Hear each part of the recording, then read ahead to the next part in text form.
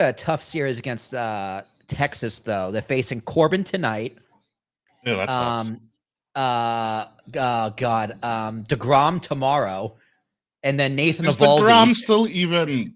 Yes. Oh, No, okay. I don't know. he's like back to form. Oh, because he had a Not the couple of same, he had but a couple of yes, crap years. he's just injuries, dude. But he's Yeah. still good. It's still Jacob DeGrom, you know. Okay. I just want to make sure. I was like, really? We're worried about the Grom? I was like, I don't know if I'm worried about the Grom. And then Eovaldi on what's today? Wednesday, Tuesday, Thursday.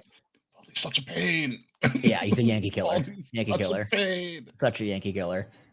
God damn you, Eovaldi. Yeah. Oh, did you hear what the? Did you hear about the NFL today? What'd the NFL do? So they voted yes to allow NFL players to participate in the Olympics in LA in the flag football tournament that they're doing. In flag football? Yeah, they added football, but it's flag football style. It's not going to be fair, but sure. Sure. I mean, if it was like full contact football without the NFL, no. Not goddamn chance. Not enough countries play football like we do. True. But flag football is just it's just not worth the risk of injury. Yeah, but it's going to be so much fun. No, of course. For flag football, yeah, it's going to be great. It's going to be awesome. Mm-hmm. Are you kidding me? Yeah, it's going to be so much fun. I cannot wait for that. Okay, we're done here. It's what? The Olympics are in LA, but the World Cup is in across 3 cities. Three countries. The World Cup's in 3. Oh, that's right. But is it in three cities? It's World Cup of Americas. Right. Okay. Yeah. North and South America, but it's 3 cities. Well, no. America. It's just North America. Just North America. Most of the games will be played in America. Mexico has 3 stadiums that they're using. I think Canada has 2 or 3 that they're using as well. Right. But most of the games are going to be played in NFL stadiums. A lot of the stadiums are on the East Coast. Yeah, it's MetLife. I know it's in MetLife. MetLife is hosting the finals. How they got away with that is beyond me. It's New York. It's not New York, but it's close. What does Michael Cole say? It's in the shadows of New York City. Yeah, that is the good workaround that Michael Cole does use. And then aren't they also playing in Atlanta? Yeah, it's like you have New England. They're playing in the Patriots Stadium. Oh, Gillette. They're doing Gillette. They're doing the Lincoln Financial Stadium. They're doing Atlanta. When they started naming like the host places, I was like, yeah, I could go to any of these games. I could just drive up and down the East Coast. Like, I'll go to one. I don't care who's playing. I just want to say, I mean, tickets are going to be out the ass expensive, but yeah. For the final, yeah, there's no way in hell I'm going to be, getting a ticket for the World Cup final, no matter who's playing. I kind of just want to go. Oh yeah, when's the next opportunity you're going to get to go, right? To a World Cup game? Like, never. Yeah, never. Not a goddamn chance, ever. Yeah, no chance in hell. I just don't know if America as a country is going to be able to handle that influx of people. Gillette, no, because it's in the middle of nowhere. But forget, this is the World Cup. This is like one of the most this is the most popular sport technically in the world. Yes, in the world. Yes, absolutely. So you're gonna have it's like WrestleMania to a very big extreme. Right. So yeah, Gillette, no, because it's in the middle of nowhere. MetLife, barely. Yes, but getting in and out of there is going to be absolute hell.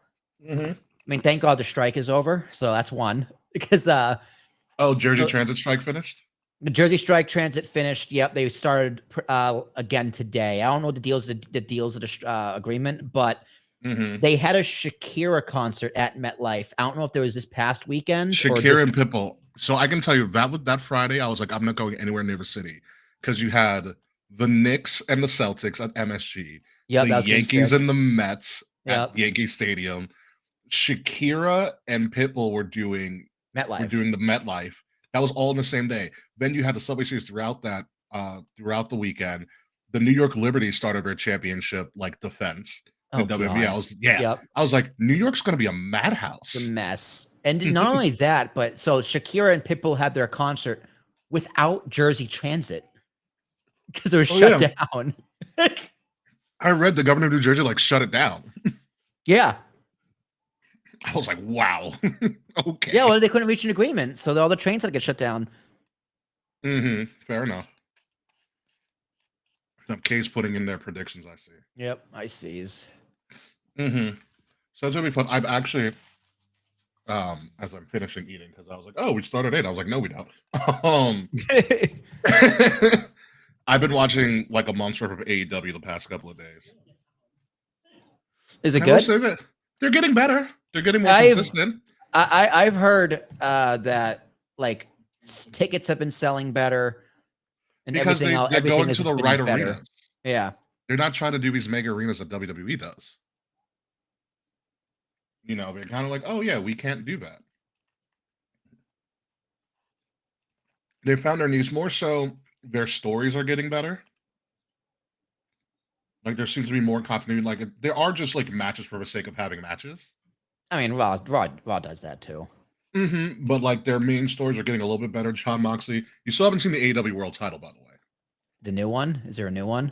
When Moxley won, excuse me for eating.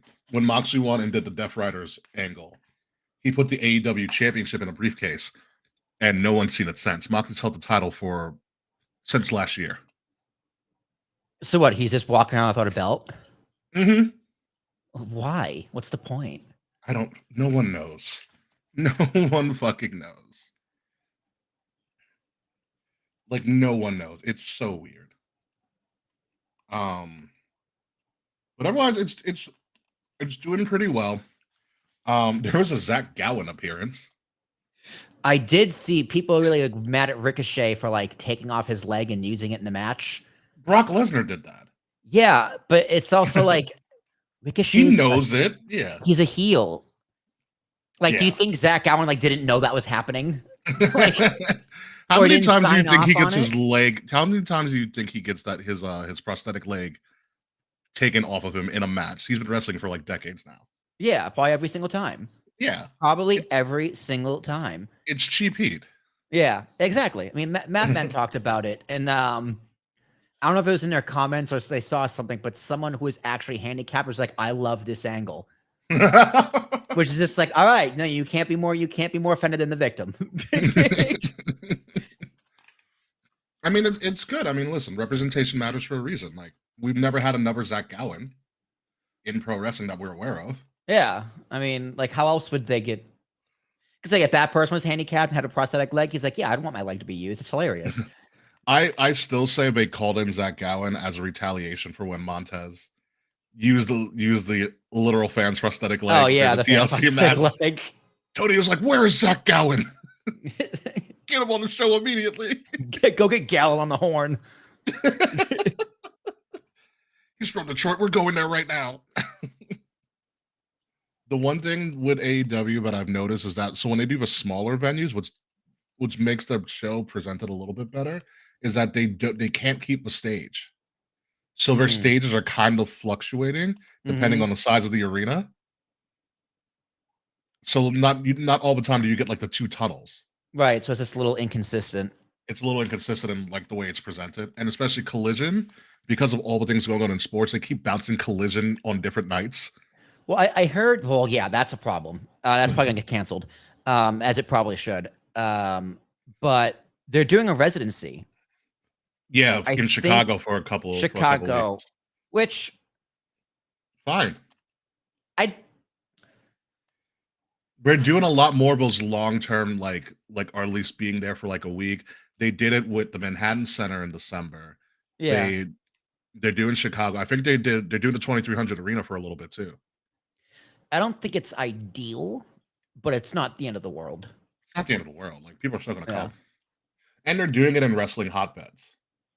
Right, but it's like you don't want to outwear the market, right? True, but Chicago's always been nice to them. Like Chicago's pretty It's a pretty wild market for them, so it kind of works out. And but yeah, it's gonna be a long fucking show. Also, did you see? Um, you probably didn't watch Raw, which I did. I oh, finished you it did. about a half hour ago. I finished Did it. you see Zoe Stark's injury? Yeah, she fell right on her knee. Yeah. Did you like? Ow. I've watched it a couple of times, so if you like really listen really intently, you hear like Zoe Stark say, you hear her off camera say, "Kyrie," like trying to get her attention. Because I think she did it. Because Kyrie, if you look at it, Kyrie's out of position. Yeah. Yeah, and Rhea's in the So corner. no, Rhea's on the ground. Then Rhea rolls in. Yeah. Oh. So Kyrie, I think, was supposed to turn around and get hit with the missile drop kick, but she was out of position. So what I think happened is when Zoe was in the air, she was like Kyrie, like trying to get her attention so she can come closer. Oh, then she missed. That's how she missed her spot. And she tried I think she tried to course correct and go from a missile drop kick to like a kind of like a flying super kick. Yeah. And when she planted that leg, her whole body went forward and the leg didn't. And she has a history of knee issues.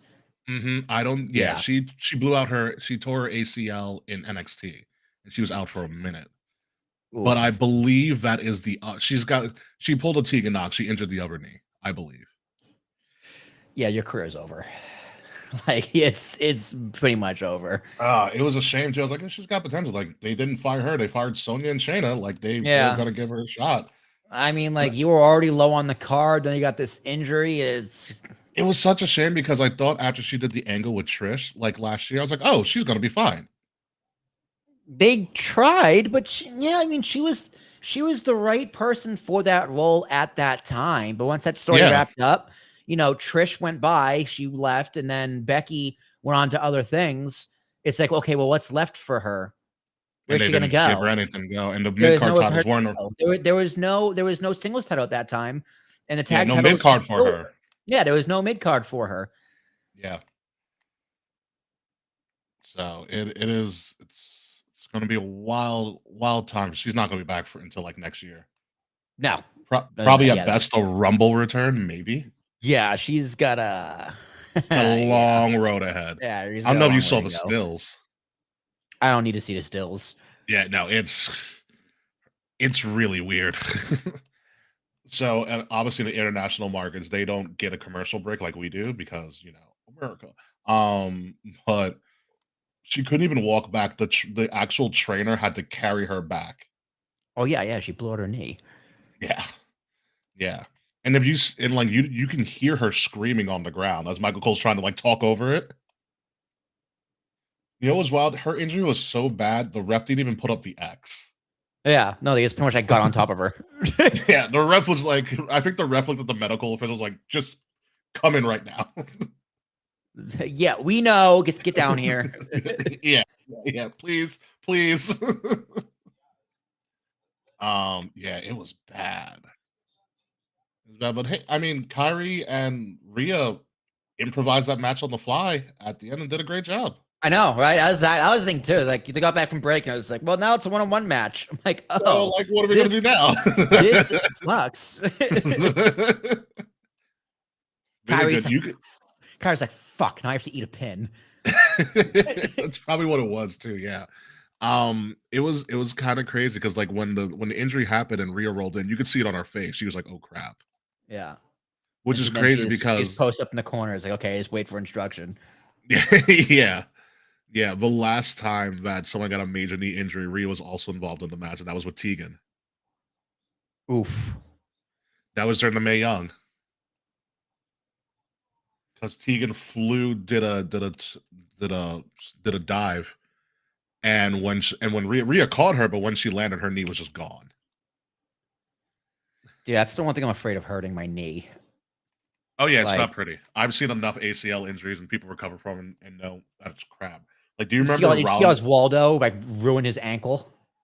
You saw what? Oswaldo Cabrera?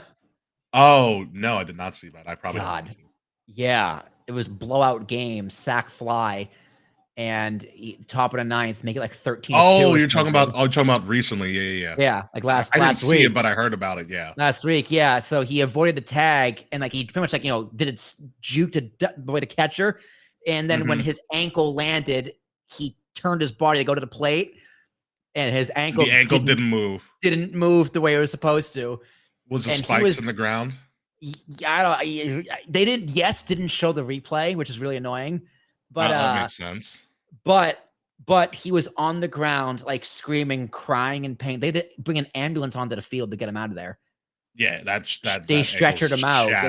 He had ankle surgery. He's fine, but he's gonna be out for the rest of the season. Oh yeah, absolutely. But yeah, he still scored. He scored. He's in the stretcher. He's like, "Was I safe?" Safe. That's what I would ask you. Like, yeah, you were safe. You're safe. You're like, was I safe? Yeah, you were safe. You're perfectly fine. Oh man! All right, I have a fucking raging headache that water and food did not cure, which is surprising. So this is a real headache. Yeah, I got a minor headache as well. So we're gonna be headache friends. Yeah, we're gonna be headache friends. That can be the show title. The headaches. A headache is gonna be a headache of a show. We got 3 shows to predict. Well, we got Saturday night's main event, NXT. Are we doing Worlds Collide? Double or Nothing. Fuck. Okay. Yeah, that's why I was like, I watched the month of NXT in the last couple of days. Not a month of AEW. NXT Worlds Collide, right? No, Worlds Collide is going to be in 2 weeks. It's during Money in the Bank weekend. Oh, it's during Money in the Bank weekend. That's right. It's like right. It's like in the middle of a day is Worlds Collide, and then at night is Money in the Bank. So it's a loaded wrestling summer. Dude, then we got TNA and then SummerSlam. Yeah, I got to start watching TNA and starting in June to be like, all right. I don't. I'm gonna go in. Was it like a raw dog in it? They say they raw dog flights. I'm just gonna raw dog TNA. You're just gonna go in blind. Just go in blind, dude. Goodness. I mean, there should be video packages, right? Before there's matches. I mean, with the WWE integration, you would think they'd have something. I mean, have that. I can't wait to boo Dolph Ziggler.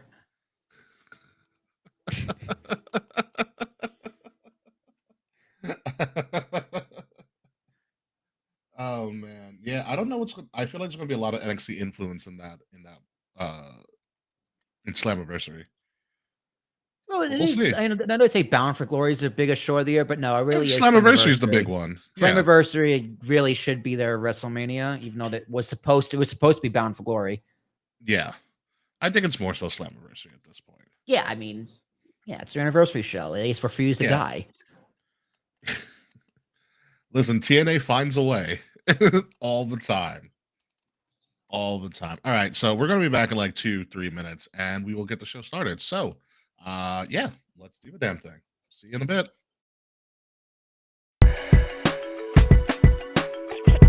Kings of the rings of the illest. Kings of the rings of the illest.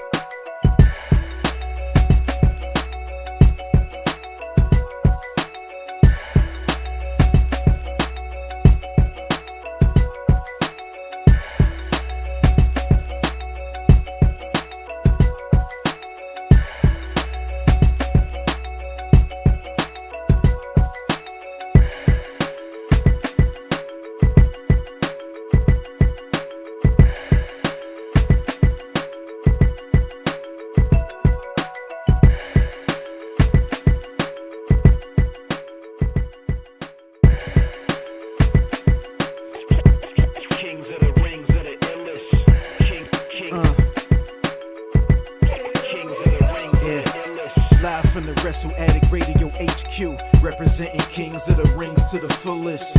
King Ricky made the hot tag to Willie T, and out of nowhere like Randy is the Queen Bee. K-Fay brother, 400 plus in the bag like money in the bank brother. See when they pod, it's the opposite of common. Look at the comments, crowned at a certified top 10. You heard? Kings of the Rings pod. Throw up a too sweet when you see the squad. Like a chop in a, I know you feel it. Kings of the Rings are the illest. Kings of the Rings are the illest. Kings of the Rings are the illest.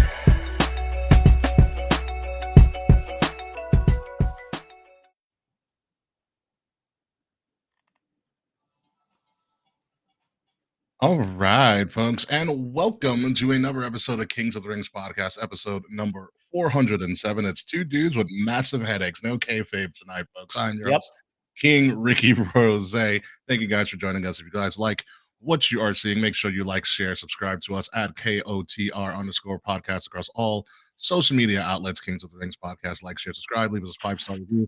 If you're in our comments, please leave us a comment right now, because we got a lot of things to talk about tonight. We have AEW's Double or Nothing this weekend. We have Saturday night's main event in Tampa this weekend. We also have WWE Battleground, but it's NXT Battleground also this weekend. So it's a lot of wrestling to talk about that we need to get to, that we're going to really, really talk about and discuss.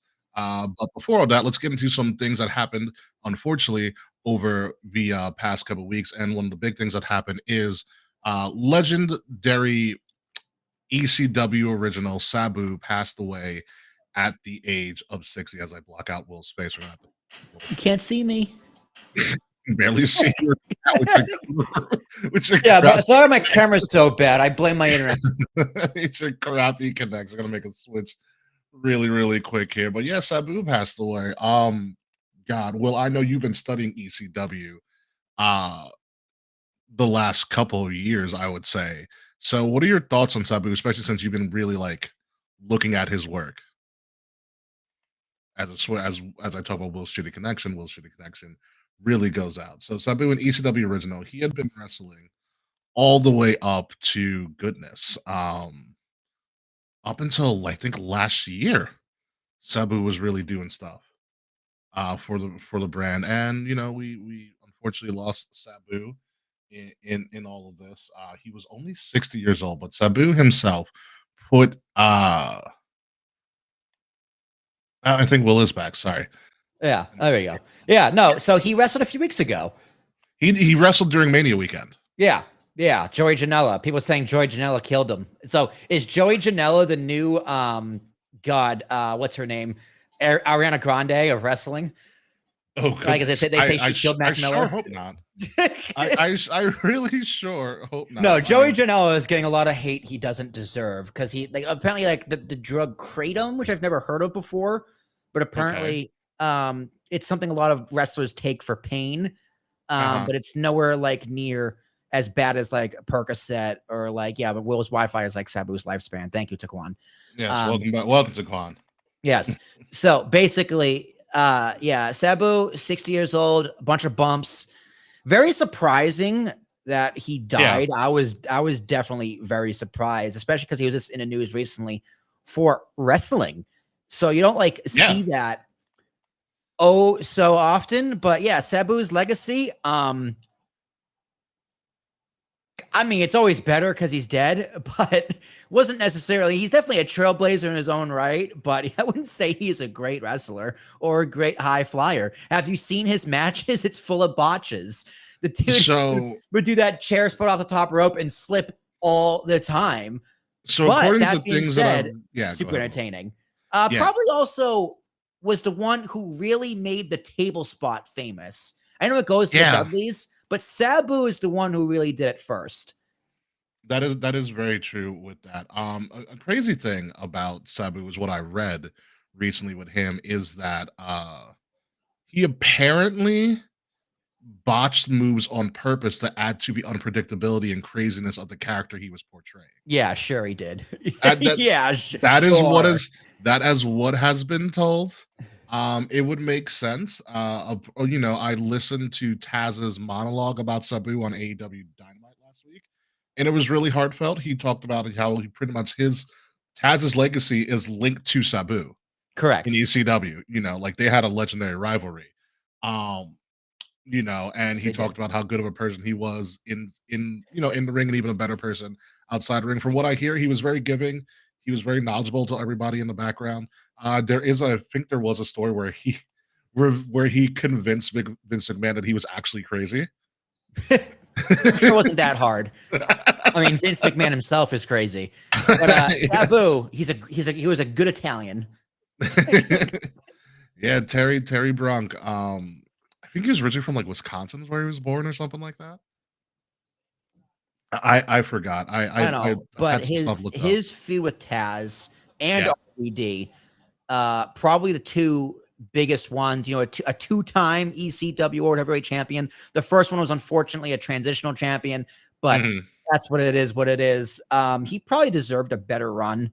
Yeah. The company I don't know his second title reign, but hopefully it was a good one and a long one, because this guy is an ECW original. Is a trailblazer, that extreme style, good for the table spot, botched a shit ton. But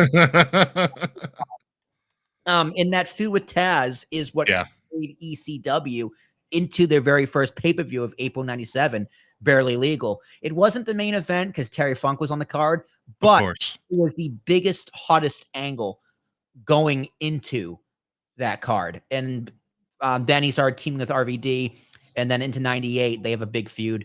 And he really propelled RVD into the main event. And Taz was a main eventer, but that feud with Sabu was something that also elevated Taz. Yeah. That babyface top spot. And then eventually propelled him to WWE, for sure. Yeah, it's pretty crazy. Also, we did lose. We didn't talk about it, but Mongo passed away as well within the same time frame. Yeah, Mongo McMichael. Steve Mongo McMichael, the former Chicago Bear. I know AEW did a monologue about Mongo because Mongo did debut on TBS TNT in the WCW reign. Yes, he did. No, and it took me forever to realize that Mongo was actually a former football player. Yeah, the Bears. He was on the Bears. The Bears. I think he played with Mike Dick. Oh, Dicko was his coach, I should say. Dicko was his coach. He was part of a legendary Bears run, like the 15-2 team. Yes. Right? Defensive player, yes. Because in 97, him and Mongo McMichael and Steve Green, I think his name was Steve Green or something Green, who was on like the Panthers. Yeah, I know. It's Willie Green? No. Willie Green. It's something Green. I know who you're talking about that. Yeah, it's something Green. I think he recently died. I don't know actually. But yeah, that was ECW. But yeah, Mongo started as a commentator. He had a dog. I remember the dog. He always had a little chihuahua on set for whatever reason. And then he became a horseman and feuded with Steve Green or Kevin Green. Kevin Green. That's what it was. Kevin Green. There it is. Kevin Green. There it is. So, right there. Yeah. Yeah. Mongo underrated talent. He had that that MJF problem where he'd always yell through his promos. Yeah. But good promo, decent enough wrestler for the time. Pretty good announcer too. Very good announcer. Yeah. And he was one of the first like athletes to cross over full time. So give the man his respect.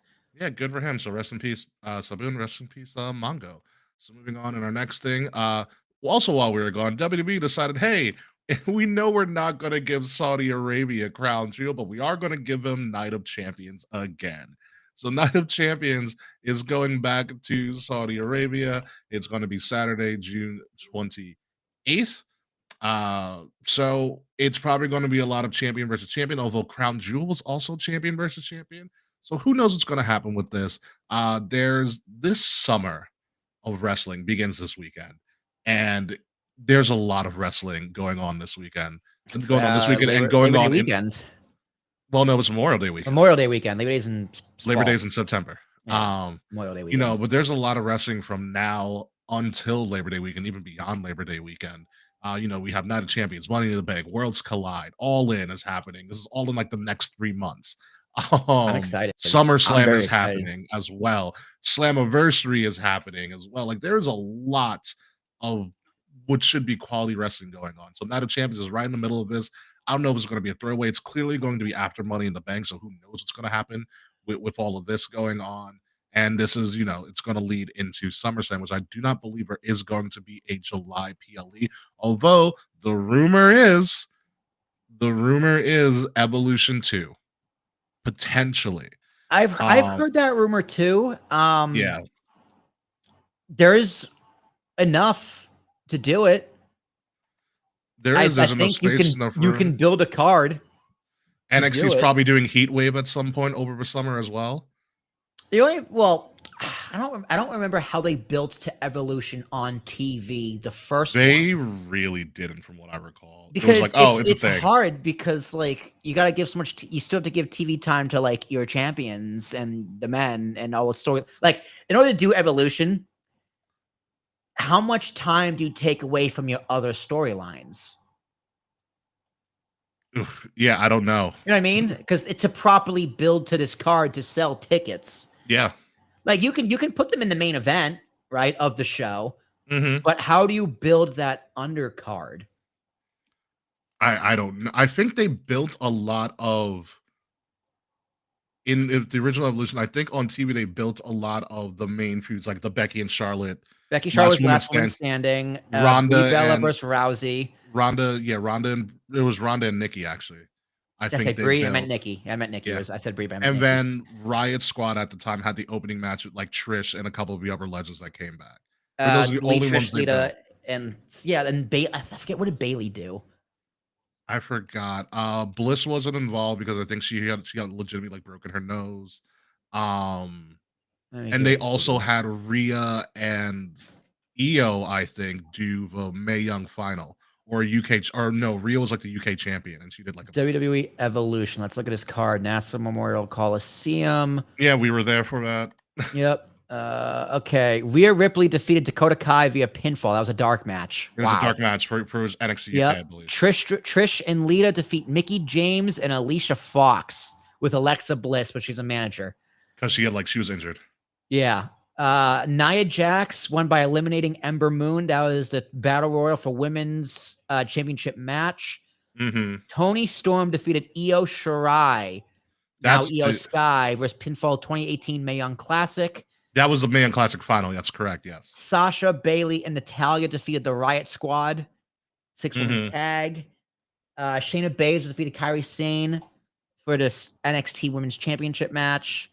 Becky Lynch defeated Charlotte, last woman standing. Ronda Rousey defeated Nikki Bella in a singles match. So I think what happened was they did a lot of storylines in different brands. So NXT was represented, Yeah. So I think that's the way they have to build it. So if you're gonna do Evolution, you're obviously gonna have to include NXT and the other women. So you can do like a storyline for NXT women, you can do a storyline for Raw, a storyline for SmackDown, and then bring back legends accordingly to do public ones. So there's easily enough time. Yeah, no, you got 3 shows spread across. You got 2 main events for one for each show. Mid card, okay, yeah, easily they could do that easily. There's more titles now too, so it is going to be a little bit trickier.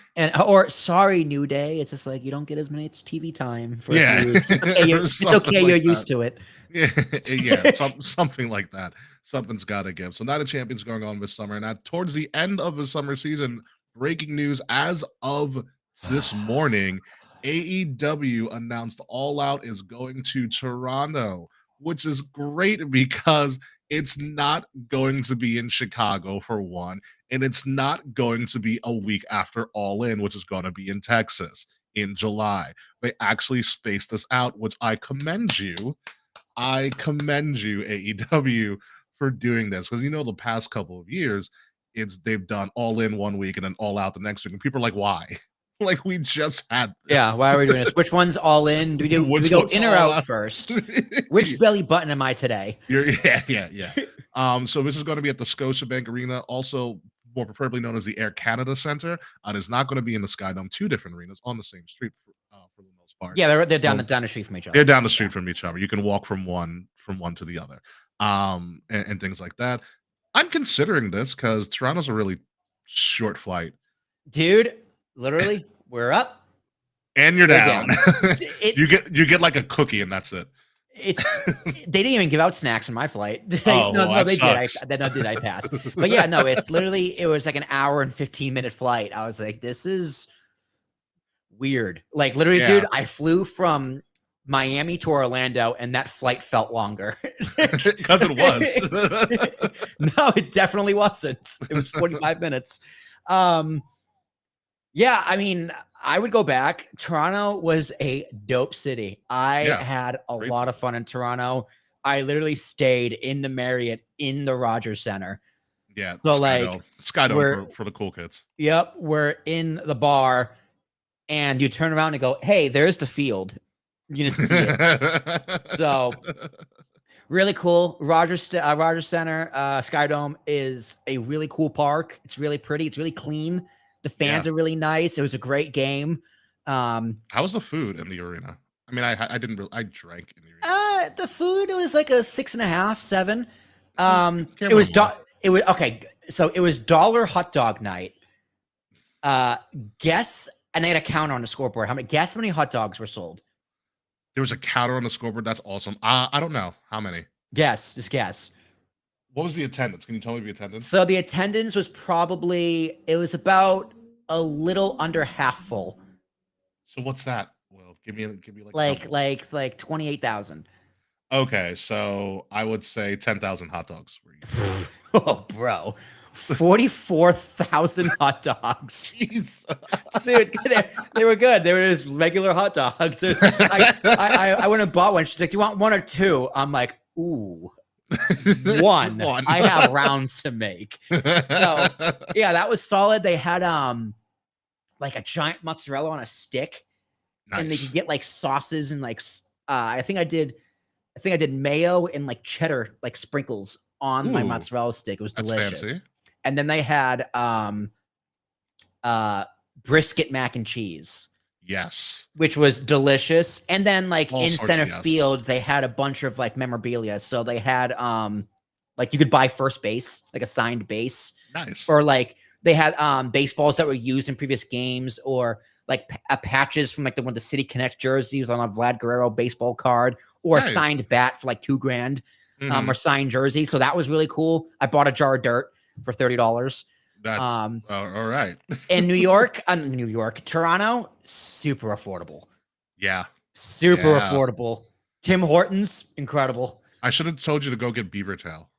I know I saw the truck and I thought of you, but I was like, didn't have a chance to leave the hotel. There's an actual store that sells the beaver tail. It's not that far from the Skydome. Yeah, I thought about it. Also, the beer. The beer is the best. Some of the best beer I've ever had. They only drink lagers. It's my kind of town. Toronto it's an American city. I don't care what anyone says. Toronto is. It's a little bit more. You didn't go to the Hockey Hall of Fame, did you? No, did not. You could have walked there. You could have seen Stanley's Cup. I don't doubt it. But awesome. Driving in from the airport, because we didn't do the airport in the city. We did the airport like 45 minutes out. Oh, so we didn't know. I could have told you. It felt like the Midwest. It felt like we were driving into Chicago. Yeah, that is Canada in general for you. Yeah, very, very big mixture of Midwest and the South. Yeah, Canada was dope. I had a very, very fun time in Canada, and I would 100% go back. So all out, maybe? It's a no. It's a no. I'll tell you right now, it's a no. Okay, but I thought about it for a few seconds. Yeah, I mean, that's if we weren't doing SummerSlam and we weren't doing TNA, I would be like, yeah, let's do it. Fuck it, let's do it. Why not, right? Yeah. The flights the weather's still warm. The flights are cheap. Flights are affordable, and or it's an 8.5-hour drive. So I don't. Yeah, but you got to drive to New York State. You ever do that? Not fun. Yeah, it's not great. No, I've done it before. It's not. You cool. gotta go drive through Buffalo and then Niagara Falls. It's not even that. It's just whatever you do, don't ever drive up to Taconic. I made that mistake. Yeah. It's. I should have died. I really should. What, narrow roads, steep? All right. So real quick before we move over, the Taconic Parkway is the original parkway of America. Jesus. Yeah. And now it's like a national like landmark of New York State or whatever. Or state. So landmark. They can't do like road work on it. No, it's single lane both ways. Oh, geez. And it's really narrow. And there's just woods everywhere. I'm like, this kind of sucks. Because I took the Taconic instead of taking the freaking three-way because I took the wrong exit. But you live and you learn. I was young. It was ironically for a work retreat or something. I was on my way to Albany. So, but there's that. But moving on to the last time we were here, we previewed Backlash. So now we're going to talk about what happened at Backlash and what are our thoughts on everything going on at Backlash. And also, just to refresh everybody's memory, I'm going to be putting up really quickly right now the results of everything that happened at Backlash since it was 2 weeks ago. John Cena defeated Randy Orton to retain the WWE title with a little help from R-Truth. Gunther beat Pat McAfee. Dirty Dom beat Penta to retain. Lyra beat Becky, which is a big surprise for me. And Jacob Yeah, Fatu I called that one. Yeah, and Jacob Fatu retained the U.S. title in a fatal four-way. So overall, what do we think of the show, Will? Disappointed by Cena and Orton because they played the hits as they did this to finish. The R-Truth coming in was dumb. It was dumb, but I get they're setting up Sunday's main event. R-Truth in the press conference, hilarious. Absolutely, because John Cena's like, I'm sorry, I gotta be better about press. First question, Truth comes in. Yeah, no more questions. It was great. It was great. You know what I love about WWE and the press? They're like, you know what? It really is just a way for us to practice promos and set things up. Like, so remember when they started doing pressers and it was kind of like a serious thing, and now we're like, you know what? AEW. You're like, you know what? Let's just be stupid. And I was like, this is perfect. Yeah, it's great. It's very entertaining. I love the pressers. Yeah. The McAfee Gunther match was great, but I wanted a little more. I wanted McAfee to get murdered a little more. I wanted blood. And then take a week off. But yeah, Michael Cole getting in there, cool. Him being involved, I think it makes sense because the story was literally about him. I love him being like, hey guys, I'm going to be completely biased here. Biased. I was like, I love it. Me too. They were this close to doing the throwing in the towel, but I think would have worked. A little cliche, but a little worked. I would have loved the throwing in the towel spot. And then Gunther giving the bow, it didn't kill the angle, but it did kind of give me a little. That's unlike you. Gunther's character is weird in that way, where he's like, if you keep up a fight with him, he kind of respects you in a weird way. It works, but in the moment, I'm like, this. McAfee should have gotten murdered because he got a few. Yeah. He did get murdered, right? He got hit in, and he survived. Yeah, but I think he could have taken that Monday off to sell it a little more and come back last week. Mm-hmm. But nitpicking, match was fine. Everything else, Lyra, Becky, great. Fatu, great. Dom and Penta, also great. Yeah. I thought it was a very solid show. You know, R-Truth coming at the end was, it was what it was. I mean, we were going to see John Cena and Randy were going to play the hits. Like, they've done this song and dance so many times. I was like, I could call this match. Yeah. No, it's fun. I gave the card a 7. Yeah, it's a solid card. Again, the biggest surprise for me was Lyra and Becky. I was like, oh, it's turned out to be a really, really solid match. And now we got to see what Lyra does outside of this, which is going to be very, very interesting. I think they're finally building Lyra correctly. Yeah, I think what happens is because this happened in NXT, Lyra was kind of being something, and Becky came in and kind of shot her up a little bit more. And I think they're just repeating that same cycle. Yeah, it's like Lyra's run so far has been, I get it, you can wrestle. Yeah. And you can go woo in your entrance. What else you got? Yeah. And we're starting to see it. Mm-hmm. So yeah, give it 6 months and I think she'll be a top star. Absolutely. I also like the inclusion of her husband in kind of the heel work with Becky. I thought was kind of good. Yeah. Yeah. Who everybody was kind of like clowning on because he does just have a dorky kind of demeanor. I was gonna say, I was like, I'm more good looking than this guy. But he's a legit independent wrestler that like everybody in the industry knows. Like, no, he's a great guy. There's a lot of wrestlers that came to his defense online. They're like, oh, he's awesome. Looks aren't everything. Ricky. Exactly. That's how I get away with a lot of stuff. Anywho, moving on to Saturday night's main event, the first of the 3 events this weekend that we are going to cover. And let me tell you, folks, it is an all-male review. There is, as of this moment, there is 4 matches on this card because this is going to be televised on national TV. This is the 3rd of a Saturday night's main event. 3 of 3. The 3rd, yeah, but the 3rd of 4, but they're contractually obligated to do. Oh, I thought they only had 3. Oh, because once a quarter. So once a quarter. Yeah. So who knows what they're going to do after the 4th one. because Not this again. we had Long Island, we had San Antonio. Now they're in Tampa, part of a big weekend in the Yingling Center for WWE, which is the former home of during COVID when they had the Thunderdome. It was one of the former homes of the Thunderdome. Didn't they do it? They did it in like 3 different places. Didn't they do it in the Trop too? It was Trop, and then they moved from the Trop to the Yingling Center. So it was I think they did Performance Center. Someone's got to correct me on that. I know it was a Trop, and I know they did Yingling, and I forgot what the first one was. They might have done. They might have done Rumble in the Trop. Rumble was in the Trop with the Thunderdome. Yeah. But I think they stayed in the Trop or something. Did they do? It wasn't the Performance Center. No, it was. I forgot where they did because the Thunderdome did move several times. Well, got the Google machine. Yeah, set it up. Let's see what we got. If anybody knows in the chat, please correct us or leave a comment correcting us, telling us how stupid we are. Amway Center in Orlando. There it was. Yep. There it was. They stuck in Florida because they could because that's where All But Talon was too. Well, because that's the only state that would let them. Also, that as well. They're like, yeah, whatever, let's go. If they had a seat that let them, yeah, do it. No, it's been 5 years since, and I will say this: the Thunderdome concept is one of the most innovative things I've ever seen in television. It's something like when it first started, we saying, why don't they just do this as a joke? And then they did it. And yeah, no, it was a great idea for the never do it again. Mm-hmm. Right. Well, because they don't have to. Right. But it was a very good, there was a clear difference in the programming from Performance Center with the spinning fans and the ceiling fans and the Thunderdome. Yeah. Yeah, it was wild, absolutely wild. But let's go into Saturday night's main event. Like I said, an all-male review, and the first matchup that we're going to do, which is not the main event.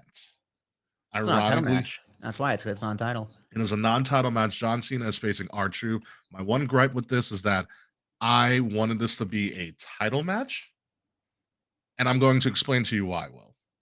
Okay, at this point, John Cena's 17th title reign is kind of ass. It's not great.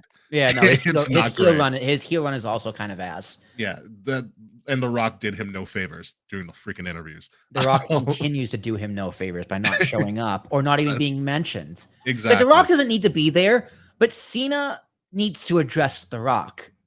Something like that. So I'm not the one who came up with this theory, but I heard it on the Ticks of Talk, and it made sense. It was like it would benefit John Cena to win 18 at this point and not stay at 17. So if you give R-Truth a fluke title run, number one, brilliant. Number two, R-Truth then becomes the oldest person ever to win the WWE title, because currently the oldest person ever to win the WWE championship is Vincent Kennedy McMahon. And R-Truth is now older than Vince. At that time he won it. Yeah. He won at what, 99 probably? He was 50. Vince was 53 when he won the title. R-Truth is now 54. But if Cena lost, that would complete, because his whole thing is he's the last world. Even if he wins it back the next day. Yeah. But the internet would lose their minds. Listen, an R-Truth title reign for all the wrong reasons. You can give R-Truth a Zack Ryder treatment. Okay, remember when Zack Ryder won the IC title and then The Miz came back and beat him for it? If Cody came back and it was a clear screw job, and then that set up Cena Cody for SummerSlam, and Cena wins it back on Monday, yeah, fine. Mm-hmm. But like Truth is winning like clean, quote unquote, would be an absolute disaster. I'm here for the chaos. I'm here for the chaos. And this is the reason that the title's not on the line, because I think Truth is going to win. Everything's going to be in, because the title's not on the line. It's a telltale sign. Yeah. I think Truth wins this pretty, not easily. I think there's going to be something chaotic that's going to happen. But I think Truth beats Cena. I do love all the work that Truth is doing. Like with the interview, he's like, John Cena's my hero. My childhood favorite. I don't know how he says that with a straight face. He's a good actor, man. Or he actually believes it. You can never know with his interviews. I know that's why he's the best. All right, so the other thing we're gonna have a little bonus question here. Well, I'm picking Cena, by the way. You're picking Cena. Why are you picking Cena? Yes, because it's a duh to me. It's just a duh. Like Cena's probably not losing until he retires. Fair, but my whole thing is it's not a title match. So if it was a title match, Cena's winning. And he's I get that. That's a very valid argument. Yeah, and he's also not the main event. How it goes. And he's also not the main event. So I was like, oh, he can take a loss here. Yeah, but it completely derails his already not so great retirement angle. Yeah. It's just all the way bad with this. But what is actually going to be a main event, as announced on Raw the other night, is Logan Paul versus Jey Uso for the WWE World Championship. And watching Raw last night, after that opening segment, which apparently Jey Uso literally kicked Logan Paul in the mouth because Logan Paul was bleeding at the end of Raw. Amazing. You know, great segment. It was a great segment. Yeah, I thought at the beginning of when Jey Uso got the freaking the win over him, I was like, oh crap. I was like, they're not going to meet up at all. I was like, damn it, is Logan Paul going over on Saturday and winning the title? Yeah, and then Logan Paul came and then clocked the crap out of Jey with great camera work. At the end of the Raw, I was like, okay, Jey's winning, and that's how I got to the decision. No, well, first off, this picture of Logan Paul looks like an AI picture of Logan Paul. It is colorized a lot. Like his jawline doesn't look like that. It's not that thin. But yeah, but Logan on Monday, like remember he had that promo with CM Punk where like he did not hold his own at all. Yeah. He did better with Gunther. I mean, Gunther still kind of dog walked him a little bit, but he didn't just stand there and take it. He's like, all right, Gunther, all right. I knew you were a Paulson or whatever the hell he calls his stupid fans. But yeah, it's becoming a foregone conclusion. At some point, he's going to win this belt. And the internet's going to explode. You know what I would do? I'd give him Money in the Bank. He's got to qualify. He hasn't been in the qualifier yet, but I mean, if not this year, next year, give him Money in the Bank, because Triple H also said in that presser on Backlash, he's like, Logan Paul is not a celebrity wrestler. He is doing this full time, and I think he deserves a title in the respect of a full time wrestler. And I do agree. He isn't there every week, but he's on like a CM Punk schedule. Kind of. Where he's not taking like 6 months off, 3 months off. He's taking a few weeks off, and because he's still an attraction, but he is still predominantly his first thing is a wrestler. So yeah, I mean, say what you want about him outside the ring, but in WWE, you got to give the man his respect. Yeah, honestly, and that's the one thing I was like, God, I got to give him his respect, but also I really like that finisher, and I hate to say that I like that finisher. Yeah, it's great. I mean, he's great. He's great on his stick, just completely playing off the crowd. He did better with Gunther, but it's Gunther. You know what I mean? Like, what are you gonna do? I was like, man, is Gunther kind of turning face? Could I see Gunther as a face? How long before we see Gunther as a baby face? Not in a really long time. He's too good of a heel. I think he may get on like a Kevin Owens, we like you even though we know you're a dirtbag. Yeah. You know, move, because that happens with a lot of good heels. You know, but I'm excited for this match. I think this should main event, absolutely, because it's a little more of a question mark. Like it is possible Logan Paul wins, just not here. You know what's good? You know what's good about Logan Paul? You know, because he has such a following outside of WWE, he's probably on his show this week or whatever he's doing. He's probably pushing this to the moon. And if WWE was smart, Jey Uso should crash it and like attack him on his show. If Logan Paul is willing to do that, which I don't think he wouldn't be willing to do it. And also, this is a title match on TV. Yeah, primetime. NBC, baby. Yeah, this is gonna do numbers. Well, I was thinking that because it's gonna do numbers. But who is Logan? Like who is drawn to Logan Paul? I don't know his core demographic. Exactly. So that means they're younger than you. That means they're younger than me, which also means they don't pay for cable. So it might do numbers on social. It might do numbers on clips. It might do numbers here and there. Hell, it might do numbers on their parents' Peacock account. Yeah, but it's still gonna do not like they're still gonna tune into it. Yes, Because they're not going out on a Saturday like we would have been. But it's not gonna pop a rating on cable, is what I'm saying. Okay. I think it'll do very well in the demographics that Logan Paul's audience is on. Yes. But this is not going to pop like a 2-0 on cable. because it's just you also have like I'll watch it live on not live, so it won't be home. I'll watch it on Peacock eventually. Next week when I'm back. You also have and also it's going to be competing with, I think, one of the conference finals in the NBA is going to be going on. Yeah, probably the Knicks. The Knicks are playing tomorrow, so they spaced out. It could happen Friday, could happen Saturday. So who knows? Probably the Knicks. Yeah, so you're going with Jey Uso with this one? I'm going with Jey Uso. Yeah, I'm going with Jey Uso too, because 4 letters, 1 word, Yeats. Yeats. Who I've seen a lot of college videos of kids doing that, and I'm like, this.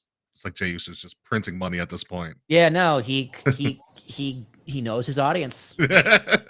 He knows the click. Picking up children in the crowd now, like Montez did. Right? He's also because where did Yeet come from? Because WWE got a little late on the Yeet train, but where in that culture is that from? The word Yeet Yeet is African American vernacular, aka slang.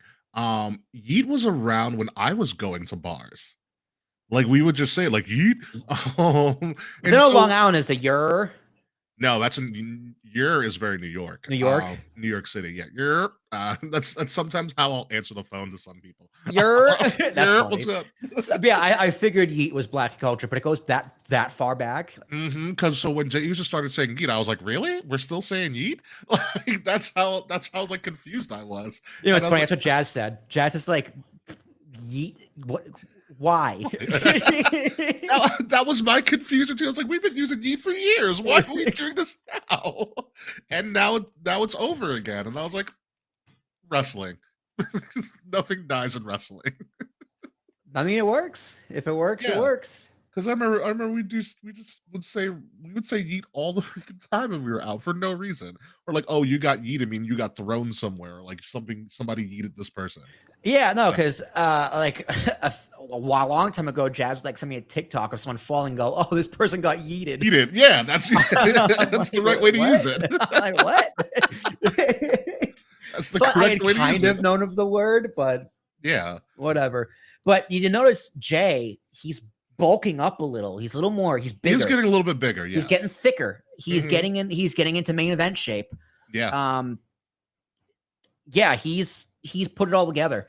It's like I can't think of what he should be better at or what he should improve on. I just think his booking should be improved on a little bit. It's gonna get there. This is his first real feud after winning the title. Right.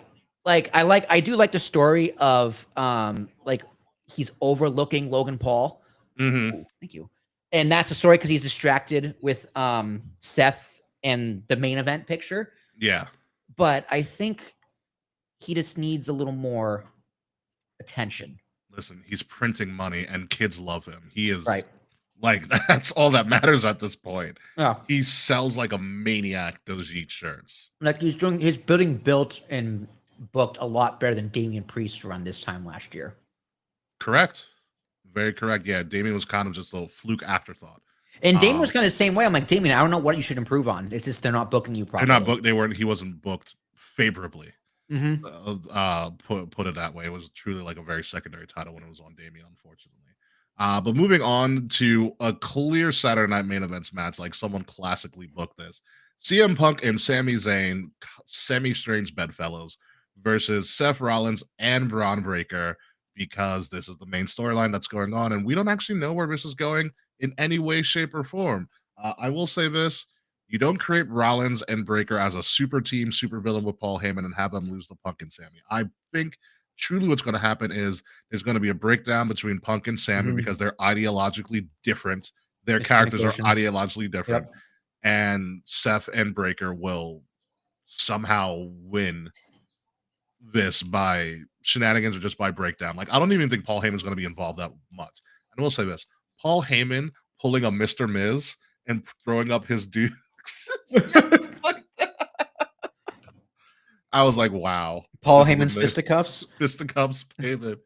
Yeah, I think that's good. And also, South Carolina just singing CM Punk's theme at the Yeah, end. that was weird. I was like, wow, they can sing. I did They not know know that all about the words. Yeah, I did not know this about South Carolina at all. And I also love how CM Punk's been doing the same spot for like the last 3 weeks of Raw. Yeah, just walking in the end and point at people, and then fight Seth for a little Come bit. out for a save, yeah. Mm-hmm. It's gonna be great. But I think that's what's gonna clearly happen here. It's gonna be a fun tag match. This will probably start the show. It should. Yeah. Yeah, get the crowd hot. It's fun. It's very interesting. Mhm. I like Seth as his character. I like Braun as the unhinged crazy man. Yes. It is a little bit of a shame because the crowd was starting to really like him and kind of Yeah, push him then to we made him babyface. then we made him bad. But we're still cheering for him. Like we still like him. I'm waiting for him to come out in the chainmail like his uncle. Seth is still getting cheered, even though he's supposed to be a bad guy. But I think that's okay. Yeah. Do they need a third? I want them to have a third. My fantasy for this is they were going to recreate the Dangerous Alliance. And I thought a perfect third right now, because I don't know if it goes bigger, like they can go as high, like without Paul Heyman as a manager, they can go as high as 5. I would say is the perfect for them, but 5 is a lot. But I think 5 is a lot. And not many people pulled it off outside of the bloodline. But I thought the perfect third, also because their characters are kind of aligned finally for the first time, would have been Becky. Yeah. Because Becky turned mega heel like right after Mania. And Seth became mega heel. I was like, oh, we can line them up together. I get that. Yeah. But how would you use Becky in this storyline when it's just like Becky needs another woman to feud with that can align with Punk and Sammy? Like, how would you write Lyra into that storyline? That's the difficult part with doing that, like a male and woman. I think they don't do it, a male and female faction like that. Yeah. It's because you got to mix how Becky or the woman gets involved with all the men. Because yeah, you can have Becky come in and like kick Punk in the balls, but you can't have Sammy give Becky a hallelujah kick. I mean, listen, Becky took a fucking End of Days. I mean, she would do it. Yeah, but the internet would not like that, and advertising would not like that. I mean, when she took the End of Days, I was like, oh, that was pretty shocking, but it worked in everybody's favor. It was amazing. It was. I mean, remember it. Yeah. I think it's not more so who does Becky feud with, but I think for me, I saw it as how would Becky fit into the purpose of the faction, which is something we really don't know. Like, we know that Paul Heyman aligns himself with people who are going to be the next big thing, and that's why Braun Breaker's there, and he's there to just make sure Seth gets the title, like pulling what Seth's doing. He's doing to Seth what he did for Roman. You know, and I think Paul, and the other thing is that one, we've never really had a Paul Heyman girl, and so Paul attaching himself to a woman as for the first time ever as like a Paul Heyman girl, and it's more so the aura of Paul Heyman. Like, if you're with Paul, you know you're going somewhere. Yeah, you could have. I'm just thinking about this as you're speaking too. Yeah. You could have Paul Heyman come out for Becky's matches, be a manager. You could have Becky standing out there during the promos, exactly. Right? Or something that'll be really cool. Like, say Becky is defending against Lyra, right? Or defending against Lyra. Yeah. And Braun Breaker is just out there, standing there with his arms crossed, just as intimidation. You know, like Braun is still the heavy of just there, doesn't get involved, but just the presence, and like, you have like Ivy Nile like out of the ring, and she's just like, my God, yeah. Like, and she, like, she hesitates before getting back in the ring, like stuff like that. So yeah, okay, Becky's a good choice. You can get creative there. Yeah. I'm just like anyone but Sammy at this point. It is leading towards Sammy turning and joining them. But I hope it's a red herring because the crowd is not ready to boo Sami Zayn. We haven't been ready to boo him since he beat Gunther. And I don't want to. Like, I don't want to boo him either. Like, we want Sami Zayn to win a title. The world title. Like, that is something we as fans want. And he's getting older, probably going to retire in the next 3 to 5 years. give or take. Maybe, We yeah. don't want him to win his title as a heel. Now, I would love to see him get in the Money in the Bank and win it that way. A friendship match against Jey Uso. I'm gonna cash it against Jey. He wins, and then Jey ends up losing his mind and turns heel and loses all that yeet money. That money just gets yeeted. Yeeted away. Yeah, it's gonna be interesting if we give Sammy the title reign. I mean, there could also be that great forever lore of one of the best people to never win the world title, one of the most lovable people to never win, and that could be Sammy's fate.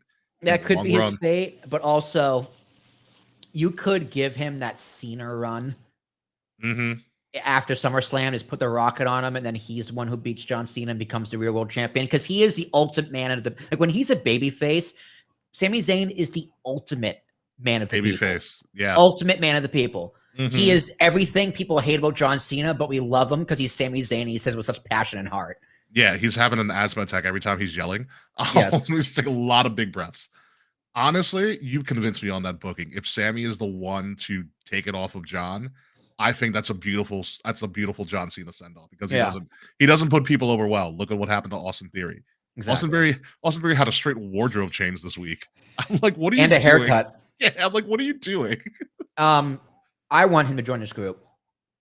Theory would be great. So if Theory breaks up with Grayson Waller, which they've been teasing for months, Theory is actually a good person, because we do have that history, especially when they did the Evolve special on the network. Remember that one? Who did Paul Heyman explicitly shake hands with on camera?